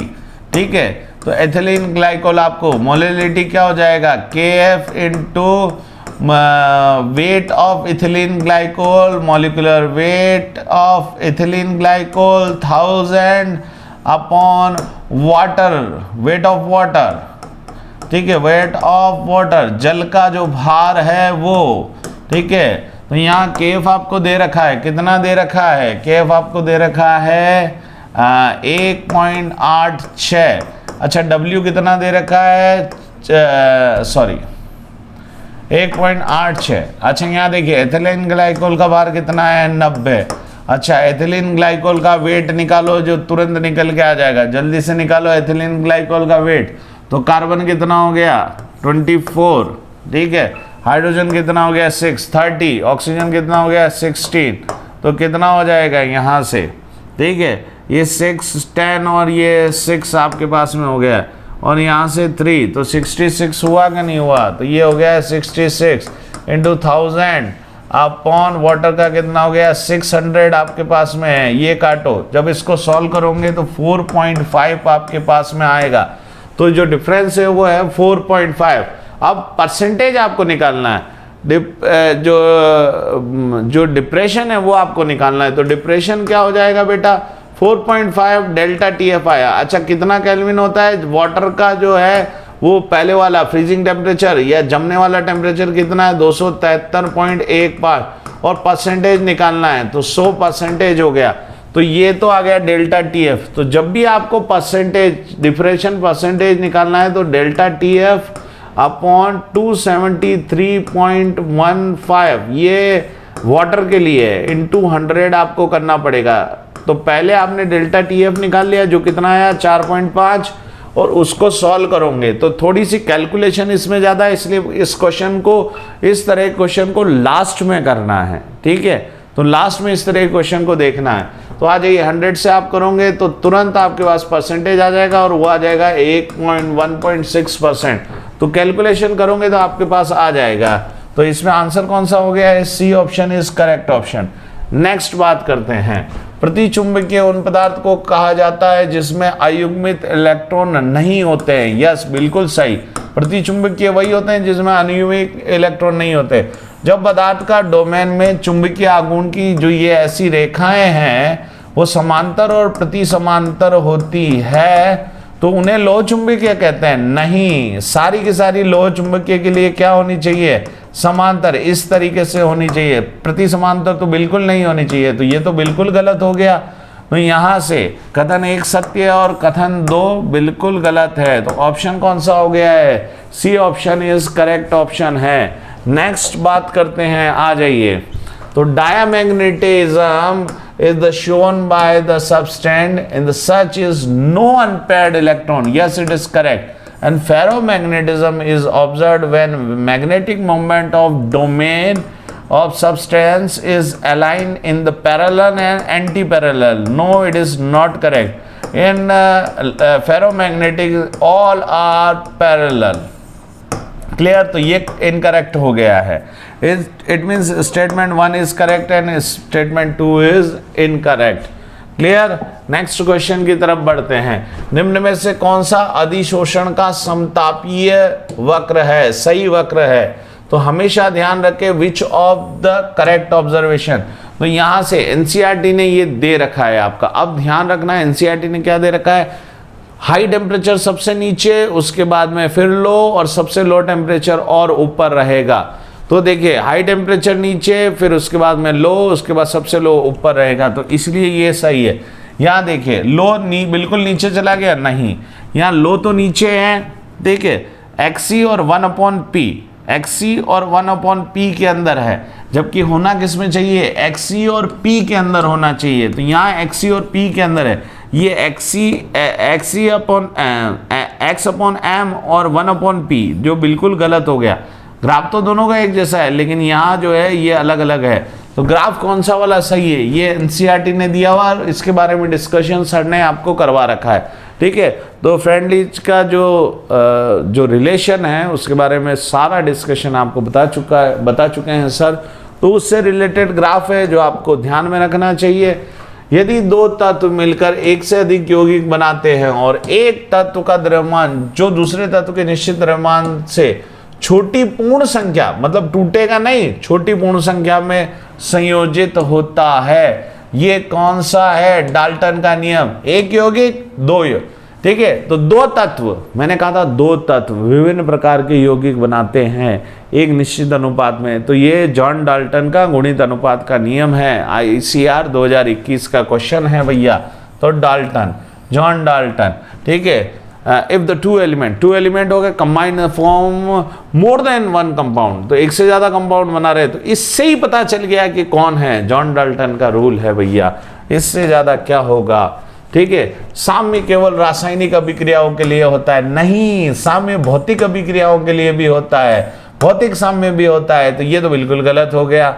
अभिक्रिया की तीव्र और मंद होना उसकी प्रवृत्ति और प्रायोगिक परिस्थितियों पर निर्भर करता है. बिल्कुल सही, ये बिल्कुल सही है. तो कथन 1 गलत है और कथन 2 सत्य है. ये तो इससे सिंपल क्वेश्चन क्या होगा यार, इससे सिंपल क्या होगा, एकदम सिंपल है कि नहीं. ठीक है बेटा? तो चले अपन आगे बढ़े. तो equilibrium can be establish in a chemical reaction only, no, physical reaction में भी होता है. And the fast and slow depend upon the experimental condition. ठीक है? तो ये बिल्कुल सही है. तो first is false and second one is true. Next question की बात करते हैं. चलिए आ जाइए. ठीक है? A4 जल से किस प्रकार की अभिक्रिया, किसी प्रकार की अभिक्रिया नहीं करता. A4 की विलयता आपको निकालनी है. तो A4 जो है AX4 अगर टूटेगा तो कैसे टूटेगा, A+N4X-, ऐसे ही टूटेगा. ये अपना देख लिया. ठीक है? तो इसका S हो गया, इसका 4S हो गया. अच्छा KSP कैसे हो जाएगा, इसका KSP is equal to S, ठीक है, मल्टीप्लाइड बाई 4S. ठीक है? 4S और इसका यहाँ क्या हो जाएगा, ये 4. तो टोटल मिला के 256. 4 इंटू 4 इंटू 4 इंटू 4 करोगे तो 256 आ जाएगा. इंटू 256 S की पावर 5. तो KSP ये आपके पास वैल्यू आ गई है. KSP is equal to 256S5. ठीक है? ये आपने निकाल लिया. KSP निकालना सर ने सिखा रखा है आपको. विलेयता गुणनफल निकालना आपको सिखा रखा है. तो 4AX4 आपके पास में आ गया है KSP. KSP is equal to, ठीक है, 256S5. तो आपको क्या निकालनी है, S निकालना है. तो S is equal to KSP upon 256 और इसकी पावर क्या हो जाएगी 1/5. अच्छा KSP गिवन है आपके पास में 2.56 इंटू 10⁻³ अपॉन 256, ये आपके पास हो गया, अपॉन 1/5। अच्छा पॉइंट ये जो है नीचे चला जाएगा तो ये 23 का 25 हो गया, तो ये यहाँ से कट गया, तो ये हो गया 10⁻⁻25 और इसकी पावर 1/5, तो डिवाइड हो जाएगा। जैसे पावर की पावर मल्टीप्लाई होती है तो ये डिवाइड हो जाएगी, तो करो तो आंसर कितना हो जाएगा, 10⁻⁻5 आंसर हो जाएगा। तो आंसर कौन सा हो गया, B option is correct option. तो ये केस भी आप निकाल सकते हो, इसके लिए पहले आप निकाल के देख लो केस भी, और केस भी निकालने के बाद में अगर आपने पढ़ रखा है तो 10⁻⁻25 को डिवाइड करोगे 10⁻⁻5 आ जाएगा। तो आंसर आपके पास में बी ऑप्शन जो है वो करेक्ट ऑप्शन है। नेक्स्ट क्वेश्चन पे चलते हैं। अध्रुवीय आणविक ठोस केवल 2 बनाएंगे, ये ध्रुवीय है, ये ध्रुवीय है, ठीक है, ये तो सहसंयोजक ठोस बनाता है, आणविक ठोस हाइड्रोजन बनाता है, तो एक तो हाइड्रोजन बनाएगा और एक आर्गन बनाएगा। तो कौन कौन बना सकता है, ए और ई बना सकता है, तो D is a correct option, D is correct option. Which one, एक टेबल जो मैंने आपको सॉलिड स्टेट में पढ़ाई थी उसके अंदर लिखा हुआ है नॉन पोलर मॉलिक्यूलर सॉलिड, देख argon non polar molecular solid and hydrogen is a non polar molecular solid, they are the polar and carbon जो है वो मॉलिक्यूलर सॉलिड नहीं बनाता, वो कोवेलेंट सॉलिड बनाता है, तो मॉलिक्यूलर सॉलिड नहीं है, ठीक है। तो ये और ये आपको मॉलिक्यूलर सॉलिड देंगे, non planar molecular solid, the A is correct option. अब ऐसे मत सोच लेना कि आर्गन तो मॉलिक्यूल बनाता ही नहीं तो मॉलिक्यूलर सॉलिड कहाँ से होगा, ठीक है। ये क्या करेगा भैया, ये वंडरवॉल फोर्सेस, लंदन फोर्सेस से जो है वो कनेक्ट होता चला जाएगा और मॉलिक्यूलर सॉलिड आपको देगा। क्लियर हो गई बात। आंसर कौन सा हो गया है, सही कथन अगर आप चुनेंगे नॉन पोलर के अंदर तो आपके पास में जो है ए और E is only correct option, ठीक है। नेक्स्ट चलिए आप, ठीक है, अब ये तो सिंपली आप बता सकते हैं, ठीक है। तो एक यौगिक की प्रथम कोटि की अभिक्रिया में 75 सेकंड में 50% पूर्ण वियोजित होती, 90% वियोजित होने में टाइम लगे। अब फर्स्ट ऑर्डर रिएक्शन क्या फॉर्मूला है, सबसे पहले आप के निकालेंगे, के इज इक्वल टू, ठीक है, 2.303 upon T log a upon a minus x, इससे यूज़ करेंगे। सबसे पहले आप इसके लिए k निकालेंगे और k को रखेंगे दूसरी वाली इक्वेशन में, तो आपका जो है वो आंसर निकल आएगा।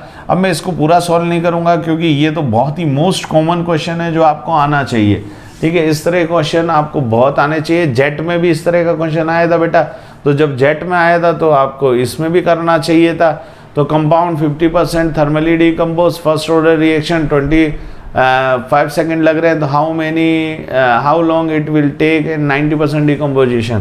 तो आंसर कौन सा हो जाएगा, ए ऑप्शन जो है वो करेक्ट ऑप्शन हो जाएगा। नेक्स्ट क्वेश्चन की बात करते हैं। ये स्ट्रक्चर आपको पता है, ये स्ट्रक्चर किसका है, जाल क्रम बहुलक का है, नेटवर्क पॉलीमर का है, इसमें तो कुछ करने की जरूरत नहीं है, ठीक है। नेक्स्ट क्वेश्चन की बात करते हैं। साबुनीकरण, ये एस्टर का जल अपघटन है, सिंपल रिएक्शन है, ये सिंपलेस्ट रिएक्शन है। सोपोनिकेशन इज एस्टर हाइड्रोलाइसिस रिएक्शन। अब इसमें कुछ करना ही नहीं है, एस्टर सिंपल एस्टर हाइड्रोलाइसिस। अब इसमें trans esterification and Fischer esterification है, एडिशन रिएक्शन करने की जरूरत नहीं है, it is a simple ester hydrolysis है, ठीक है। सर ने ये आपको बता रखा है। अच्छा, कट करेंगे, एक एल्किल का ओजोनोलाइसिस करने पर 2 कीटोन देते हैं, 2 कीटोन और जिसका भार 58 होना चाहिए, तो किससे बनेगा। अब ये तोड़ना तो आपको आता है यार, ठीक है, तो आराम से 2 कीटोन बना सकते हो और कीटोन का भार 58 होना चाहिए, तो ये यहाँ से, ठीक है, ब्यूटूइन, ये ब्यूटूइन हो गया, ये CH3 हो गया एंड ये CH3 हो गया, यहाँ पर ये CH3 हो गया एंड ये CH3 हो गया। ओजोनोलाइसिस से यहाँ से ब्रेक हो जाएगा, तो ये जो बनने वाला है कीटोन, ये क्या बनेगा, CH3, ठीक है, COCH3, ये बन गया, ठीक है। 2 ऐसे बनेंगे और इसका आणविक भार 58 है, ठीक है। 2 mole of ketone with the molecular formula of 58। अब देखो 58 ये नहीं, कार्बन कितना हो गया, 12 12 24 12 36, तो 36 आपके पास में कार्बन हो गया। ऑक्सीजन आपके पास में एक सिंगल है, 16 हो गया, और हाइड्रोजन ये 6 हो गया, तो 6 18 8 हो गया है, और ये 4 1 5 58 हुआ कि नहीं हुआ। तो आंसर आपके पास में सिंपल है, ओजोनोलाइसिस हमेशा आता है और ओजोनोलाइसिस आता रहेगा। ओजोनोलाइसिस के बिना पेपर अधूरा होता है, तो ओजोनोलाइसिस को पढ़े और ओजोनोलाइसिस पर अपनी कमांड करें, ठीक है। बचपन से पढ़ते आ रहे हैं, फॉर्मेल्डिहाइड का 40% सॉल्यूशन, ठीक है, मिथेनॉल का 40% water solution is formalin. What is formalin, ये तो आपको आना ही चाहिए था। D option is correct option. What is formalin, 40% aqueous solution of methanol, तो फॉर्मेल्डिहाइड मिथेनॉल, तो एकदम सिंपल है, इससे सिंपल कुछ नहीं हो सकता। नेक्स्ट क्वेश्चन की बात करते हैं, ठीक है। जो स्ट्रक्चर है फिनॉल के स्ट्रक्चर आपको देखने हैं, विच वन इज करेक्ट। ये तो फिनॉल का करेक्ट स्ट्रक्चर है, रिजोनेटिंग में फर्स्ट इज करेक्ट। सेकंड में क्या हो गया, यहां से ये डबल बॉन्ड जो है, ये डबल बॉन्ड, ठीक है, ये यहां से फिनॉल था, ये फिनॉल, अब ये यहां डबल बॉन्ड था, ये देखिए ये डबल बॉन्ड था, ये डबल बॉन्ड था, ये डबल बॉन्ड था, यहां पे ये लॉन पेयर है, ये OH है, तो ये यहां से ये यहां गया, ये डबल बॉन्ड यहां, तो ये जो इलेक्ट्रॉन है वो यहाँ पे आ गए, माइनस हो गया, तो ये भी करेक्ट है, बिल्कुल करेक्ट है। अच्छा, फिनॉल के रिजोनेंस में कभी भी प्लस नहीं होता, ये बात ध्यान रखिए। तो ये तो रिजोनेटिंग स्ट्रक्चर गलत है, और यहाँ नेगेटिव बिल्कुल हो सकता है फिनॉल का, ये करेक्ट है। प्लस केवल ऑक्सीजन पर रहेगा, प्लस कभी रिंग के अंदर नहीं जाएगा। तो first is correct, second is correct and fourth is correct. First, second and fourth, तो बी ऑप्शन इज करेक्ट है, ठीक है। फर्स्ट, सेकंड एंड फोर्थ कहाँ आ रहा है, फर्स्ट, सेकंड एंड फोर्थ, ये रहा C option, first, second and fourth, first, second and fourth. कभी भी रिंग के अंदर जो है पॉजिटिव नहीं आएगा, ये आपको ध्यान रखना है। नेक्स्ट ऑप्शन की बात करते हैं, निम्नलिखित में कौन सा सोडियम धातु के साथ क्रिया करेगा। सबसे ज्यादा क्रियाशील कब होगा, जो सिंपल एल्कीन होती है ये सबसे ज्यादा एसिडिक है। जैसे जैसे आप इसके अंदर कुछ ना कुछ और ऐड करते जाएंगे, एसिडिटी कम होती चली जाएगी। सबसे ज़्यादा एसिड जो होता है एसिटिलीन होता है या एथाइन होता है। तो option number C is correct. Which of the following is most reactive toward the sodium. तो जितनी भी आइन है, मीथेन तो कभी नहीं होगा। आप देखो, ब्यूटाइन हो गया, प्रोपाइन हो गया और इथाइन हो गया। जितना कम कार्बन होगा उतना ज़्यादा रिएक्टिव होगा। तो एसिडिटी सबसे ज़्यादा किसकी है, वो इस वाले एसिटिलीन की होती है। फिर मीथेन और जोड़ दोगे, प्रोपाइन और कम हो जाएगी, ब्यूटाइन में और कम हो जाएगी।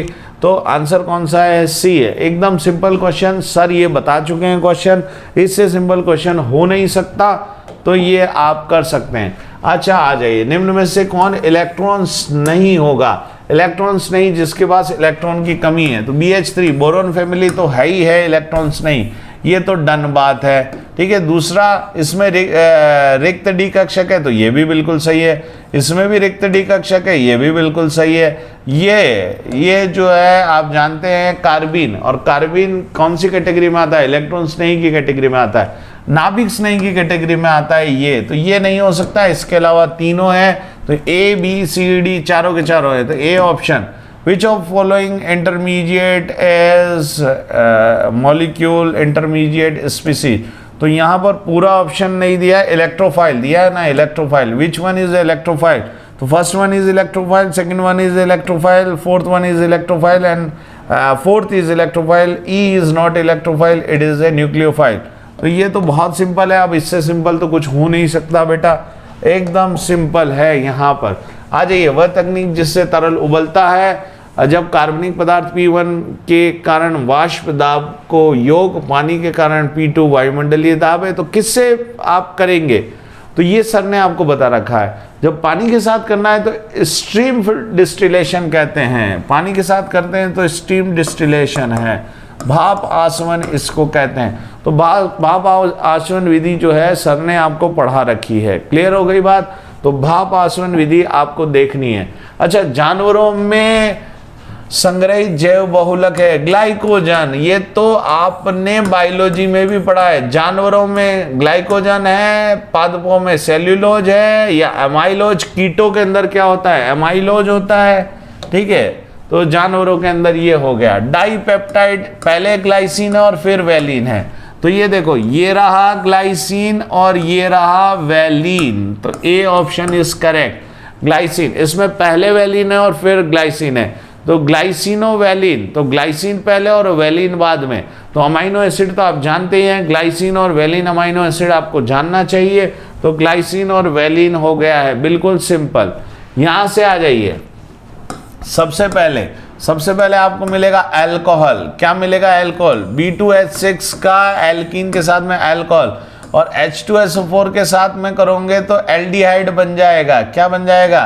413 पे एल्डिहाइड बन जाएगा, तो एक भी पाई बॉन्ड नहीं होगा। एल्डिहाइड में कौन सा पाई बॉन्ड होता है? कार्बन कार्बन के बीच में कोई पाई बॉन्ड आपको नहीं मिलेगा भैया यहां पर। ठीक है बेटा, तो आंसर आपके पास है 0 पाई बंद होता है। ठीक है, मेटा नाइट्रोफिनॉल पैरा नाइट्रोफिलोर की अपेक्षा कम अम्लीय है।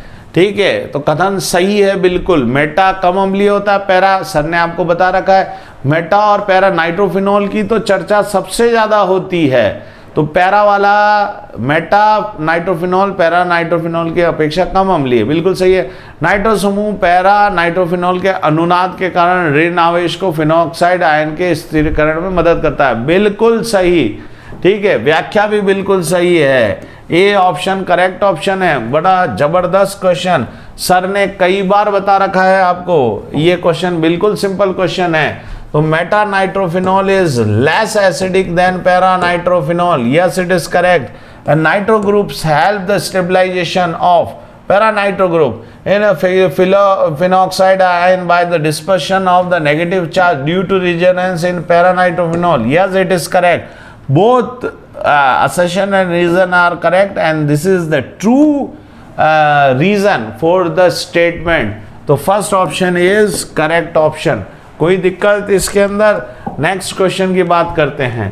क्लोरोबेंजीन का नाइट्रेशन ऑर्थो और पैरा स्थिति पर होता है, यस। क्लोरीन एक वलय निष्क्रिय कारण है, नहीं।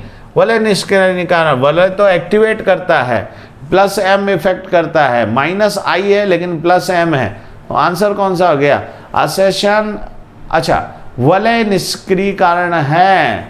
ठीक है, वलय निष्क्रिय कारण का मतलब minus I effect, yes minus I effect रख रहा है। ठीक है, तो इस वजह से वलय निष्क्रिय कारण भी है। और नाइट्रेशन आर्थो पैरा स्थिति पे होता है, लेकिन ये कारण नहीं है आर्थो पैरा का। आर्थो पैरा का माइनस प्लस एम इफेक्ट भी होना चाहिए, तो अगर यहाँ प्लस एम इफेक्ट करते तो फिर होता, तो इसलिए हम ये कह सकते हैं कि ए और आर दोनों सही है, परंतु व्याख्या सही नहीं है। तो नेक्स्ट क्वेश्चन की बात कर लेते हैं। Nitration of chlorobenzene occurs ortho and para position, yes it is correct. Chlorine is ring deactivator, yes it is also correct, but region is not correct. तो B option is correct। यहाँ आ जाइए, this position is, what is this position? ये double bond से ये position लग रहा है, तो एलिलिक पोजीशन है। कौन सी पोजीशन है? एलिल पोजीशन है, सिंपल है। ब्रोमो कहाँ लगा हुआ है? एलिलिक पोजीशन पे लगा हुआ है। अच्छा, वर्ल्ड वॉर सेकंड के अंदर मलेरिया के लिए कौन सी चीज? डीडीटी मिला था वर्ल्ड वॉर सेकंड के अंदर, तो सिंपल है, डीडीटी आपको ध्यान रखना है वर्ल्ड वॉर सेकंड। अच्छा, यहां से रिएक्शन कौन सी होगी? ये यहां से ये अटैक करेगा, कौन? इलेक्ट्रॉन किसके पास है? इसके पास है, तो नाभिक्स नहीं प्रतिस्थापन अभिक्रिया होगी। कैसी अभिक्रिया होगी? नाभिक्स नहीं, ये तो सर ने आपको बता रखी है। एनिलीन की रिएक्शन जो है, जब एमाइड बनेगा तो कौन सी अभिक्रिया होगी? नाभिक्स नहीं प्रतिस्थापन अभिक्रिया होगी, न्यूक्लियोफिलिक सब्स्टिट्यूशन रिएक्शन। अच्छा, इसका नाम ये भी IUPAC नोमेनक्लेचर है, सिंपल है, एन डाई इथाइल ब्यूटेन अमीन। तो आंसर कौन सा हो जाएगा? ए हो जाएगा। ब्यूटेल अमीन जो है इसका आंसर है, सिंपल है ये तो। अच्छा, 3D सीरीज में सबसे कम घनत्व किसका होता है? स्कैंडियम का होता है, याद रखना है भैया। घनत्व सबसे कम किसका होता है? स्कैंडियम का। रटने वाला क्वेश्चन है, एकदम आपको ध्यान रखना है। ये मैंने आपको पी ब्लॉक में पढ़ा रखा है। किस में पढ़ा रखा है? पी ब्लॉक के अंदर। और बहुत ही इंपॉर्टेंट आपको बताया था, CO का एनालिसिस करेंगे I2O5 से। ठीक है, तो एस्टिमेशन ऑफ CO I2O5, इस आयोडीन लिबरेट होगा जिसको जो है अपन सोडियम हाइपो से क्या करेंगे, एस्टिमेट करेंगे, उनका टाइट्रेशन करेंगे, जिससे आयोडीन निकलेगी और अपने को पता चल जाएगा कि कितना ज़रूरत है। तो पी ब्लॉक के अंदर ये मैंने आपको बता रखा है, सिंपल क्वेश्चन है। अच्छा, FeS2 ऑक्सीजन के साथ रिएक्ट करेगा तो क्या बना देगा, Fe2O3 ऑक्सीजन के साथ सिंपली बनाता है भैया, ठीक है, Fe2O3। अच्छा, Fe का ऑक्सीडेशन स्टेट क्या है यहाँ पर, Fe ये हो गया है 6। यहाँ क्योंकि ऑक्सीडाइज होना है, यहाँ Fe कौन सी स्थिति में है, यहाँ Fe+2 स्टेट के अंदर है, तो जब ऑक्सीजन से रिएक्ट करेगा तो ऑक्सीडाइज तो होना ही चाहिए, तो यहाँ +3 में होना चाहिए। तो कौन सा +3 में, यहाँ +2 के अंदर है, यहाँ +2 और +3 के अंदर है, यहाँ 0 के अंदर है। तो सही आंसर कौन सा होगा, एक ही तो बचा है सही आंसर, तो बी ऑप्शन। ऑक्सीडेशन केवल एक में हो रहा है, इसमें ऑक्सीडेशन भी है तो ये फिक्स +2 भी है, तो परफेक्टली क्या होना चाहिए, Fe2O3 होना चाहिए, जिसमें आयरन +6 स्टेज में है। अच्छा, मेटाफॉस्फोरिक एसिड, ये आपकी वॉल्यूम 2 जो है उसके पीछे भी बना हुआ है, और मैंने आपको जो पी ब्लॉक पढ़ाया था उसमें भी बता रखा है, तो सब चीजों में बता रखा है, इसलिए इसका डिस्कशन नहीं करेंगे। ऑप्शन नंबर 1 इज करेक्ट है, आप सीधा इसको कर सकते हैं। नेक्स्ट क्वेश्चन की तरफ बढ़ते हैं अपन। निम्न में से अयस्कों का सूत्र सुमेलित नहीं है, तो यहां से साफ साफ दिख रहा है बॉक्साइड यही है, क्रायोनाइट हमको नहीं पता कि ये क्या है, चलो छोड़ देते हैं। लेकिन ये तो पता है मेलेकाइट क्या होता है, मेलेकाइट का फॉर्मूला ये नहीं होता है, ये 2 नहीं होता है मेलेकाइट के फॉर्मूले के अंदर। तो मेलेकाइट का फॉर्मूला आपके पास है, तो मेलेकाइट का फॉर्मूला गलत है, जो आपको पता होना चाहिए।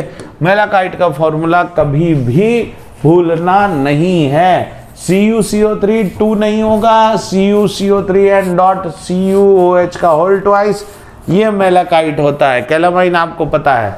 प्रथम आयनन विभव एंथैल्पी का बढ़ता क्रम आपको बताना है, तो आपको पता है सबसे ज्यादा सिलिकॉन का होगा, फिर जर्मेनियम का होगा, ठीक है, फिर उसके बाद में टिन से ज्यादा किसका होता है, लेड का। प्रथम आयनन विभव आपको ध्यान में रखना है। ये मैंने आपको जो टेबल बताई थी, पी ब्लॉक की एक टेबल बताई थी, आपको याद है, उसके अंदर ये बता रखा था प्रथम आयनन विभव का क्रम, तो आपके पास में जो है इस टेबल से आप निकाल सकते हैं, सी ऑप्शन है। ये पी ब्लॉक की जब टेबल आप देखेंगे तो उसमें आप देखेंगे इसके अंदर लिखा हुआ है, पी ब्लॉक में एक करा चुका हूं। अच्छा, लिथियम के साथ श्वेत धातु, मैंने बताया था श्वेत धातु आएगी, श्वेत धातु लेड भैया, लेड के साथ में जो इंजन के बेरिंग बनाते हैं। What is a white metal, white alloy कौन सी है, मिश मेटल एंड व्हाइट अलॉय आपके पास में आती है। अच्छा, सिन गैस दी गई, पी को पहचानिए, सिन गैस है, सी और H2, कोबाल्ट से क्या बनेगा, ये सिन गैस है, ये हाइड्रोजन वाले लेसन में मैंने आपको बता रखा है। और इथेनॉल बनता है भैया, मिथेनॉल बनता है, तो मिथेनॉल बनेगा यहाँ पे सी और H2 से, और इसीलिए इसको सिन गैस बोलते हैं। ये कौन सी गैस है, वाटर गैस है, और ये जल गैस वाटर गैस है, और वाटर गैस जो है उसको सिन गैस भी बोलते हैं। सिन गैस क्यों बोलते हैं, क्योंकि ये मिथेनॉल का सिंथेसिस करती है, इसलिए सिन गैस भी इसको कहा जाता है। नेक्स्ट ऑप्शन की बात कर रहे हैं, सहसंयोजक बंध लंबाई का घटता क्रम है, जहां विद्युत ऋणता का क्रम ज्यादा होगा, अंतर ज्यादा होगा। तो देखो, ऑक्सीजन हाइड्रोजन में विद्युत ऋणता का अंतर ज्यादा है, तो ये जो है सबसे छोटा, फिर ये बंध लंबाई छोटी, फिर बंध लंबाई सबसे बड़ी किसमें होगी, कार्बन कार्बन में, क्योंकि विद्युत ऋणता का अंतर बिल्कुल कम है। जहां विद्युत ऋणता का अंतर बिल्कुल कम होगा वहां गड़बड़ होगी, विद्युत ऋणता का अंतर ज्यादा होना चाहिए, ठीक है बेटा। तो बंध लंबाई का क्रम, कंफ्यूजन थोड़ा सा यहाँ होता है कार्बन हाइड्रोजन के अंदर, तो ध्यान रखना कार्बन नाइट्रोजन से छोटा होता है कार्बन हाइड्रोजन। क्यों, डिफरेंस तो लगभग सेम है, लेकिन हाइड्रोजन बहुत छोटा है, बहुत छोटा होने के बाद कारण बंध लंबाई बहुत कम होती है। आंसर कौन सा हो गया है, ए, ठीक है। चलिए नेक्स्ट क्वेश्चन, स्कैंडियम कहाँ रखोगे, स्कैंडियम 3rd A से शुरू होता है और आवर्त 4 के अंदर होता है, ये तो आपको पता है, इससे सिंपल क्वेश्चन हो नहीं सकता। थर्ड ए के अंदर होता है, और फोर्थ जो है आवर्त में चौथे डी ब्लॉक कहाँ से शुरू होते हैं, फोर्थ से शुरू होते हैं। ठीक है, निम्न में से कौन सा कथन परमाणु की क्वांटम यांत्रिकी के लिए गलत है? ठीक है, कौन सा कथन क्वांटम यांत्रिकी के लिए गलत है? देखिए, बहु इलेक्ट्रॉनीय परमाणु के लिए श्रोडिंगर हल नहीं किया जा सकता। बिल्कुल, श्रोडिंगर एक इलेक्ट्रॉन के लिए बिल्कुल सही है, लेकिन बहु इलेक्ट्रॉन के लिए काम नहीं करता है। क्वांटम यांत्रिकी हाइड्रोजन परमाणु के स्पेक्ट्रम के सभी पहलुओं की भविष्यवाणी करता है। बिल्कुल करता है भैया। हाइजेनबर्ग का अनिश्चितता सिद्धांत का पालन करता है, ये बिल्कुल सही है। अच्छा, साई का कोई अर्थ होता है क्या? साई का कोई भौतिक अर्थ नहीं है, इसलिए साई केवल तरंग फलन है और इसका कोई भौतिक अर्थ नहीं है, जबकि ये लिख रखा है इसका भौतिक अर्थ होता है। इसका मतलब गलत कथन कौन सा है? डी ऑप्शन गलत है भैया। श्रोडिंगर इक्वेशन जो है मल्टी इलेक्ट्रॉन के लिए सही नहीं है, it is only for single electron. भैया, can not be solved for multi electron, yes it is correct. Quantum mechanics predict all the aspect of hydrogen. Quantum mechanics एक electron के लिए, तो हाइड्रोजन का सब कुछ बता देगा वो। ठीक है, हाइजेनबर्ग अनसर्टेनिटी प्रिंसिपल है, बिल्कुल सही है। वेव फंक्शन क्या है? साइन, और साइन का कोई सिग्निफिकेंट नहीं है, लेकिन यहाँ लिखा हुआ है it is a physical meaning, जो कि गलत है स्टेटमेंट। तो रॉन्ग स्टेटमेंट कौन सा हो गया? D is a wrong statement. चलिए नेक्स्ट बात करते हैं। कार्बन सिलिकॉन दोनों ही 14 वर्ग में आते हैं। CO2 और SiO2 दोनों गैसीय और रेखीय अणु हैं। गलत है, ये रेखीय होता है क्या? ये तो चतुष्फलकीय sp3 संकरण होता है इसके अंदर, बिल्कुल गलत। BCl3 और ACl3 लुईस अम्ल की तरह काम करते हैं, यस बिल्कुल सही है। तो पहला गलत है और दूसरा कथन सही है, तो डी ऑप्शन करेक्ट है आपके पास में। एकदम सिंपल क्वेश्चन है ये। Both carbon and silicon atom belong to group 14। Both CO2 and SiO2 are gas। गलत है, SiO2 आर सॉलिड। सिलिका तो सॉलिड है, आपको वैसे ही पता चलेगा, wrong statement. BCl3 and ACl3 both are Lewis acid, दोनों के पास इलेक्ट्रॉन की कमी है, both are electron deficient, yes statement second is correct. Statement first is incorrect, second is correct. तो ऑप्शन कौन सा हो गया? D option is correct option. Clear? Next question की बात करते हैं। ठीक है, नेक्स्ट क्वेश्चन की बात करते हैं। चले आगे, आ जाइए। नोड है, कोणीय नोड है। नोड आप बता सकते हो जल्दी से, कितना नोड है भैया? 4p और 4d। कोणीय नोड, एंगुलर नोड के लिए L होना चाहिए।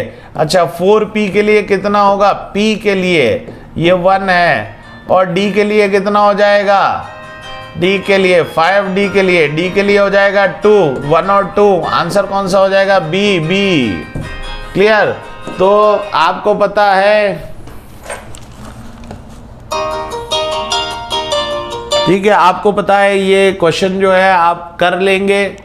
ठीक है, तो अभी अपने थोड़े से क्वेश्चन और रह गए हैं, तो वो करके अपन इसको फिनिश करते हैं।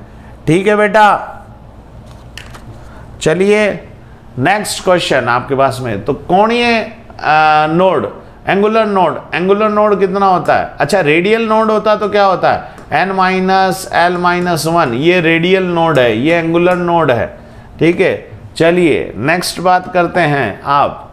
ठीक है, यहां से ये रिएक्शन है। अच्छा देखिए, यहाँ Pb+2 में किस तरह की अभिक्रिया है? क्या ये संयोजन अभिक्रिया है? नहीं भैया, ये अभिक्रिया में तो एक्सचेंज हो रहा, संयोजन नहीं हो सकती।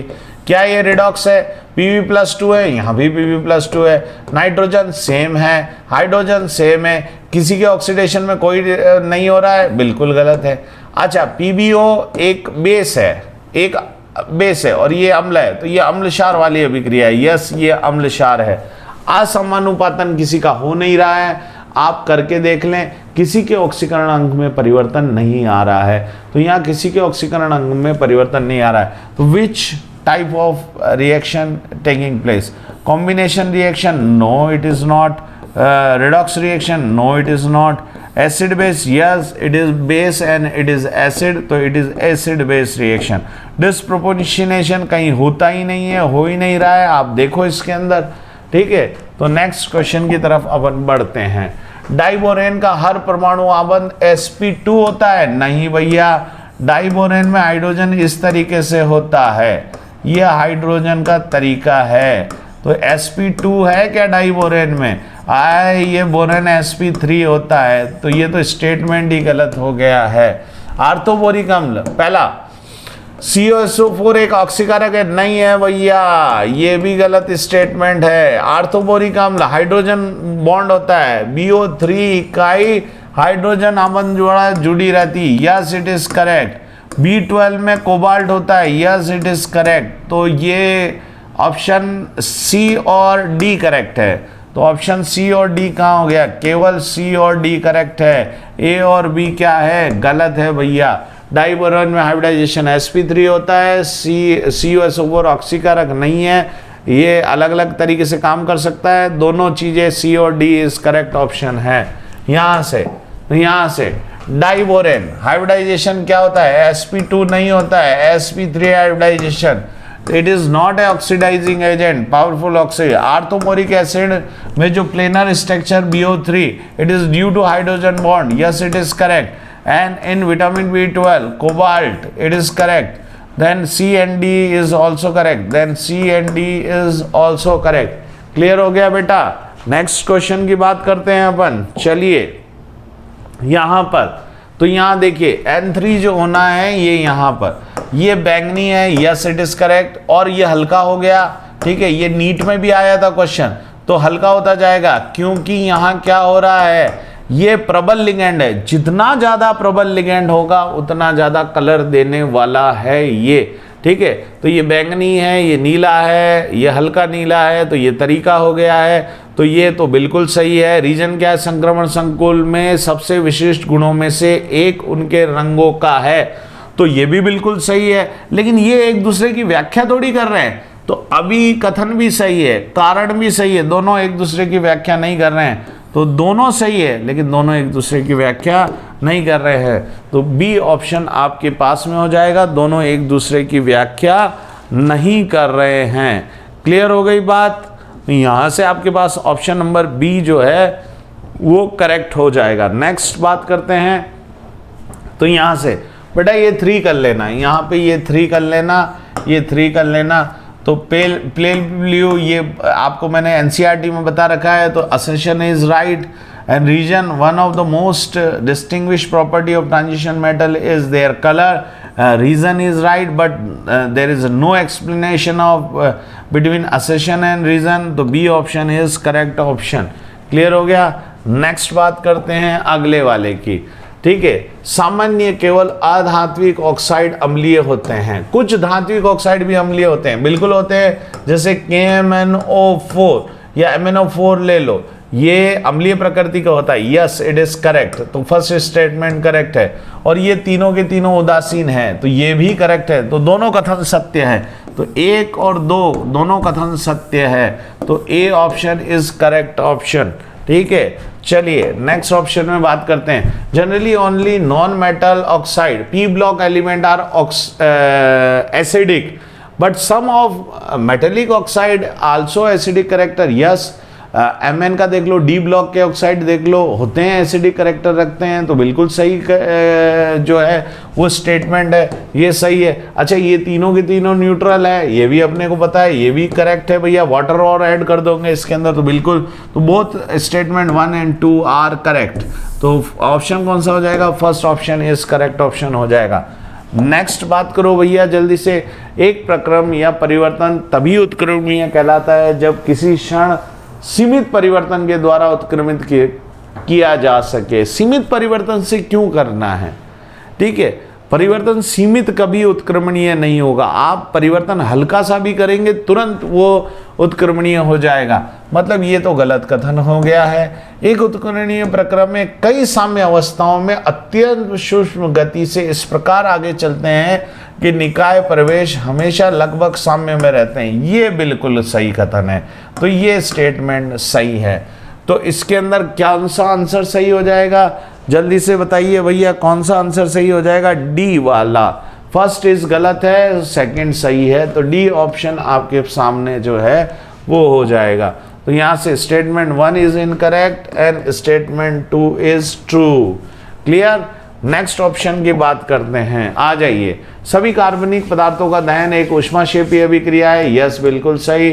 संदर्भ अवस्था में किसी तत्व के लिए मानक एंथैल्पी को शून्य के रूप में लिया जाता है। क्या ये दोनों कथन सही है या नहीं है? सिंपली बात करें भैया, ठीक है। एक कथन तो पहला वाला तो सही है, कभी भी संदर्भ अवस्था में बनने वाली मानक एंथैल्पी को शून्य लिया जा सकता है? नहीं लिया जा सकता। मानक एंथैल्पी केवल उसमें संदर्भ अवस्था में कभी भी शून्य नहीं ली जा सकती है। तो ए तो सही है, परंतु रीजन उसका सही नहीं है, कारण सही नहीं है। तो आंसर कौन सा हो जाएगा इसमें? ए सही। एक बार वापस से देखा जाए, सभी कार्बनिक पदार्थों के दहन एक ऊष्माशोषी लिखा हुआ है क्या? हा, गलती हो गई, ऊष्माशोषी है, तो ये तो गलत हो गया, ये तो गलत हो गया। और मानक बनते समय एंथैल्पी शून्य के रूप में ली जा सकती, बिल्कुल ली जा सकती है, ठीक है। तो ये तो सही नहीं है। तो सिंपल हो गया, कार्बनिक पदार्थ का दहन जो है ऊष्माक्षेपी होता है। तो आंसर कौन सा है? डी वाला सही है। ए सही नहीं है, परंतु रीजन सही है। तो combustion of all organic compound is exothermic reaction, लेकिन यहाँ क्या दे रहा है? एंडोथर्मिक। ये गलत है। The standard enthalpy of formation और reference state is always zero taken. Yes, it is always. तो A is false and R is true, ठीक है, सिंपल। नेक्स्ट आपके पास में है सिंपल है, molar conductance of acetic acid is 40s, the dissociation constant is alpha and the concentration of acetic acid is this। तो सबसे पहले आप क्या निकालेंगे? लैम्डा न्यू निकालेंगे। कैसे निकालेंगे? आपको एसिटिक एसिड का चाहिए तो कैसे करेंगे? लैम्डा एसिटिक एसिड, ठीक है, सोडियम एसीटेट दिया हुआ है आपको, ठीक है। Lambda sodium acetate, this is given, sodium acetate given है। देन आप क्या करेंगे? Lambda NaCl plus lambda HCl, दोनों को ऐड करेंगे और माइनस क्या करेंगे? लैम्डा NaCl ये करेंगे। जब ये तीनों कर लेंगे आपके पास में लैम्डा किसका निकल के आएगा? COOH एसिडिक एसिड का निकल के आ जाएगा।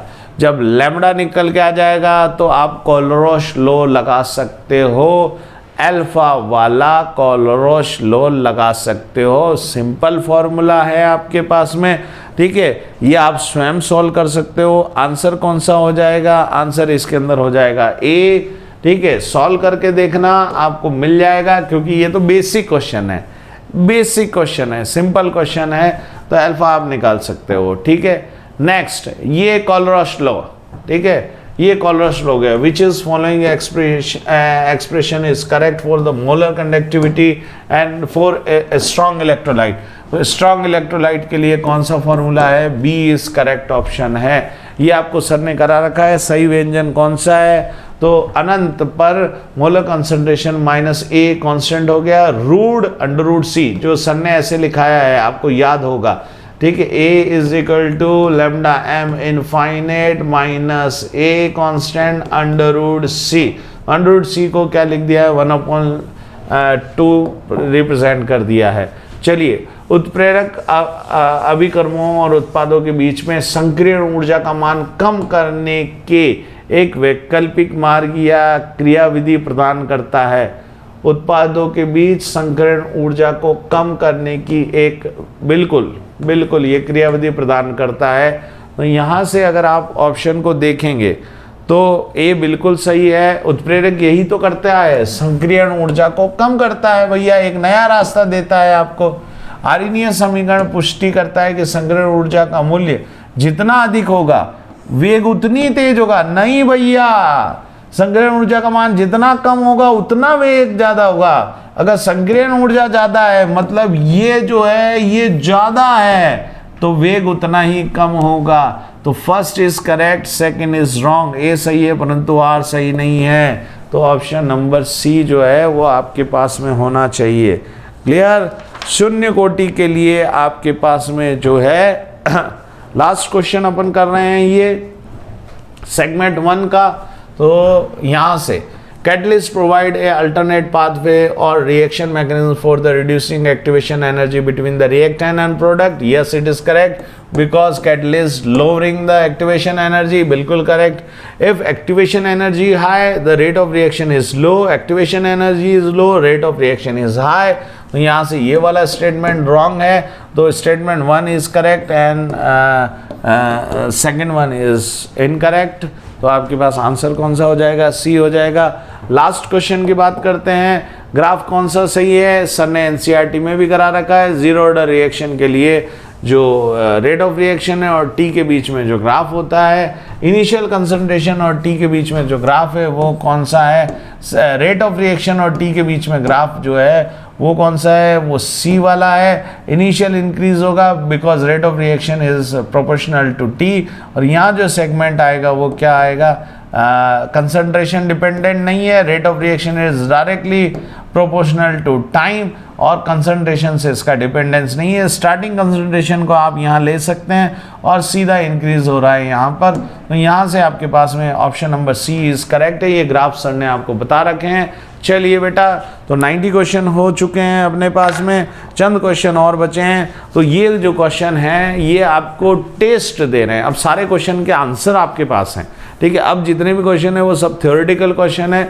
इससे आपको जो क्वेश्चन आगे मैंने दिए हैं, पेपर भी आपका ऐप में डल जाएगा और ये सॉल्यूशन यहाँ तक कराने के बाद में आपको ये बताना चाह रहा हूँ कि इस तरह का टेस्ट रहता है, क्वेश्चन का टेस्ट इस तरह का रहता है। आप अगर इस तरीके से धैर्य रखते हुए क्वेश्चन को करेंगे, कारण कथन को देखेंगे, असेशन रीज़न को देखेंगे, स्टेटमेंट को देखेंगे और दूसरी जितनी भी चीज़ें हैं सिंपल तरीके से आप सोच के करेंगे तो आप उसमें से अच्छे लेवल के, इजी लेवल के क्वेश्चन को निकाल सकते हैं। चलिए बेटा, थैंक यू वेरी मच। तो कल अपन जो आप ये क्वेश्चन करेंगे इससे आपको बहुत फ़ायदा मिलेगा और बिल्कुल शांति से कूल होकर आपको एग्ज़ाम देना है। चलिए, थैंक यू वेरी मच। कल मुलाकात करते हैं।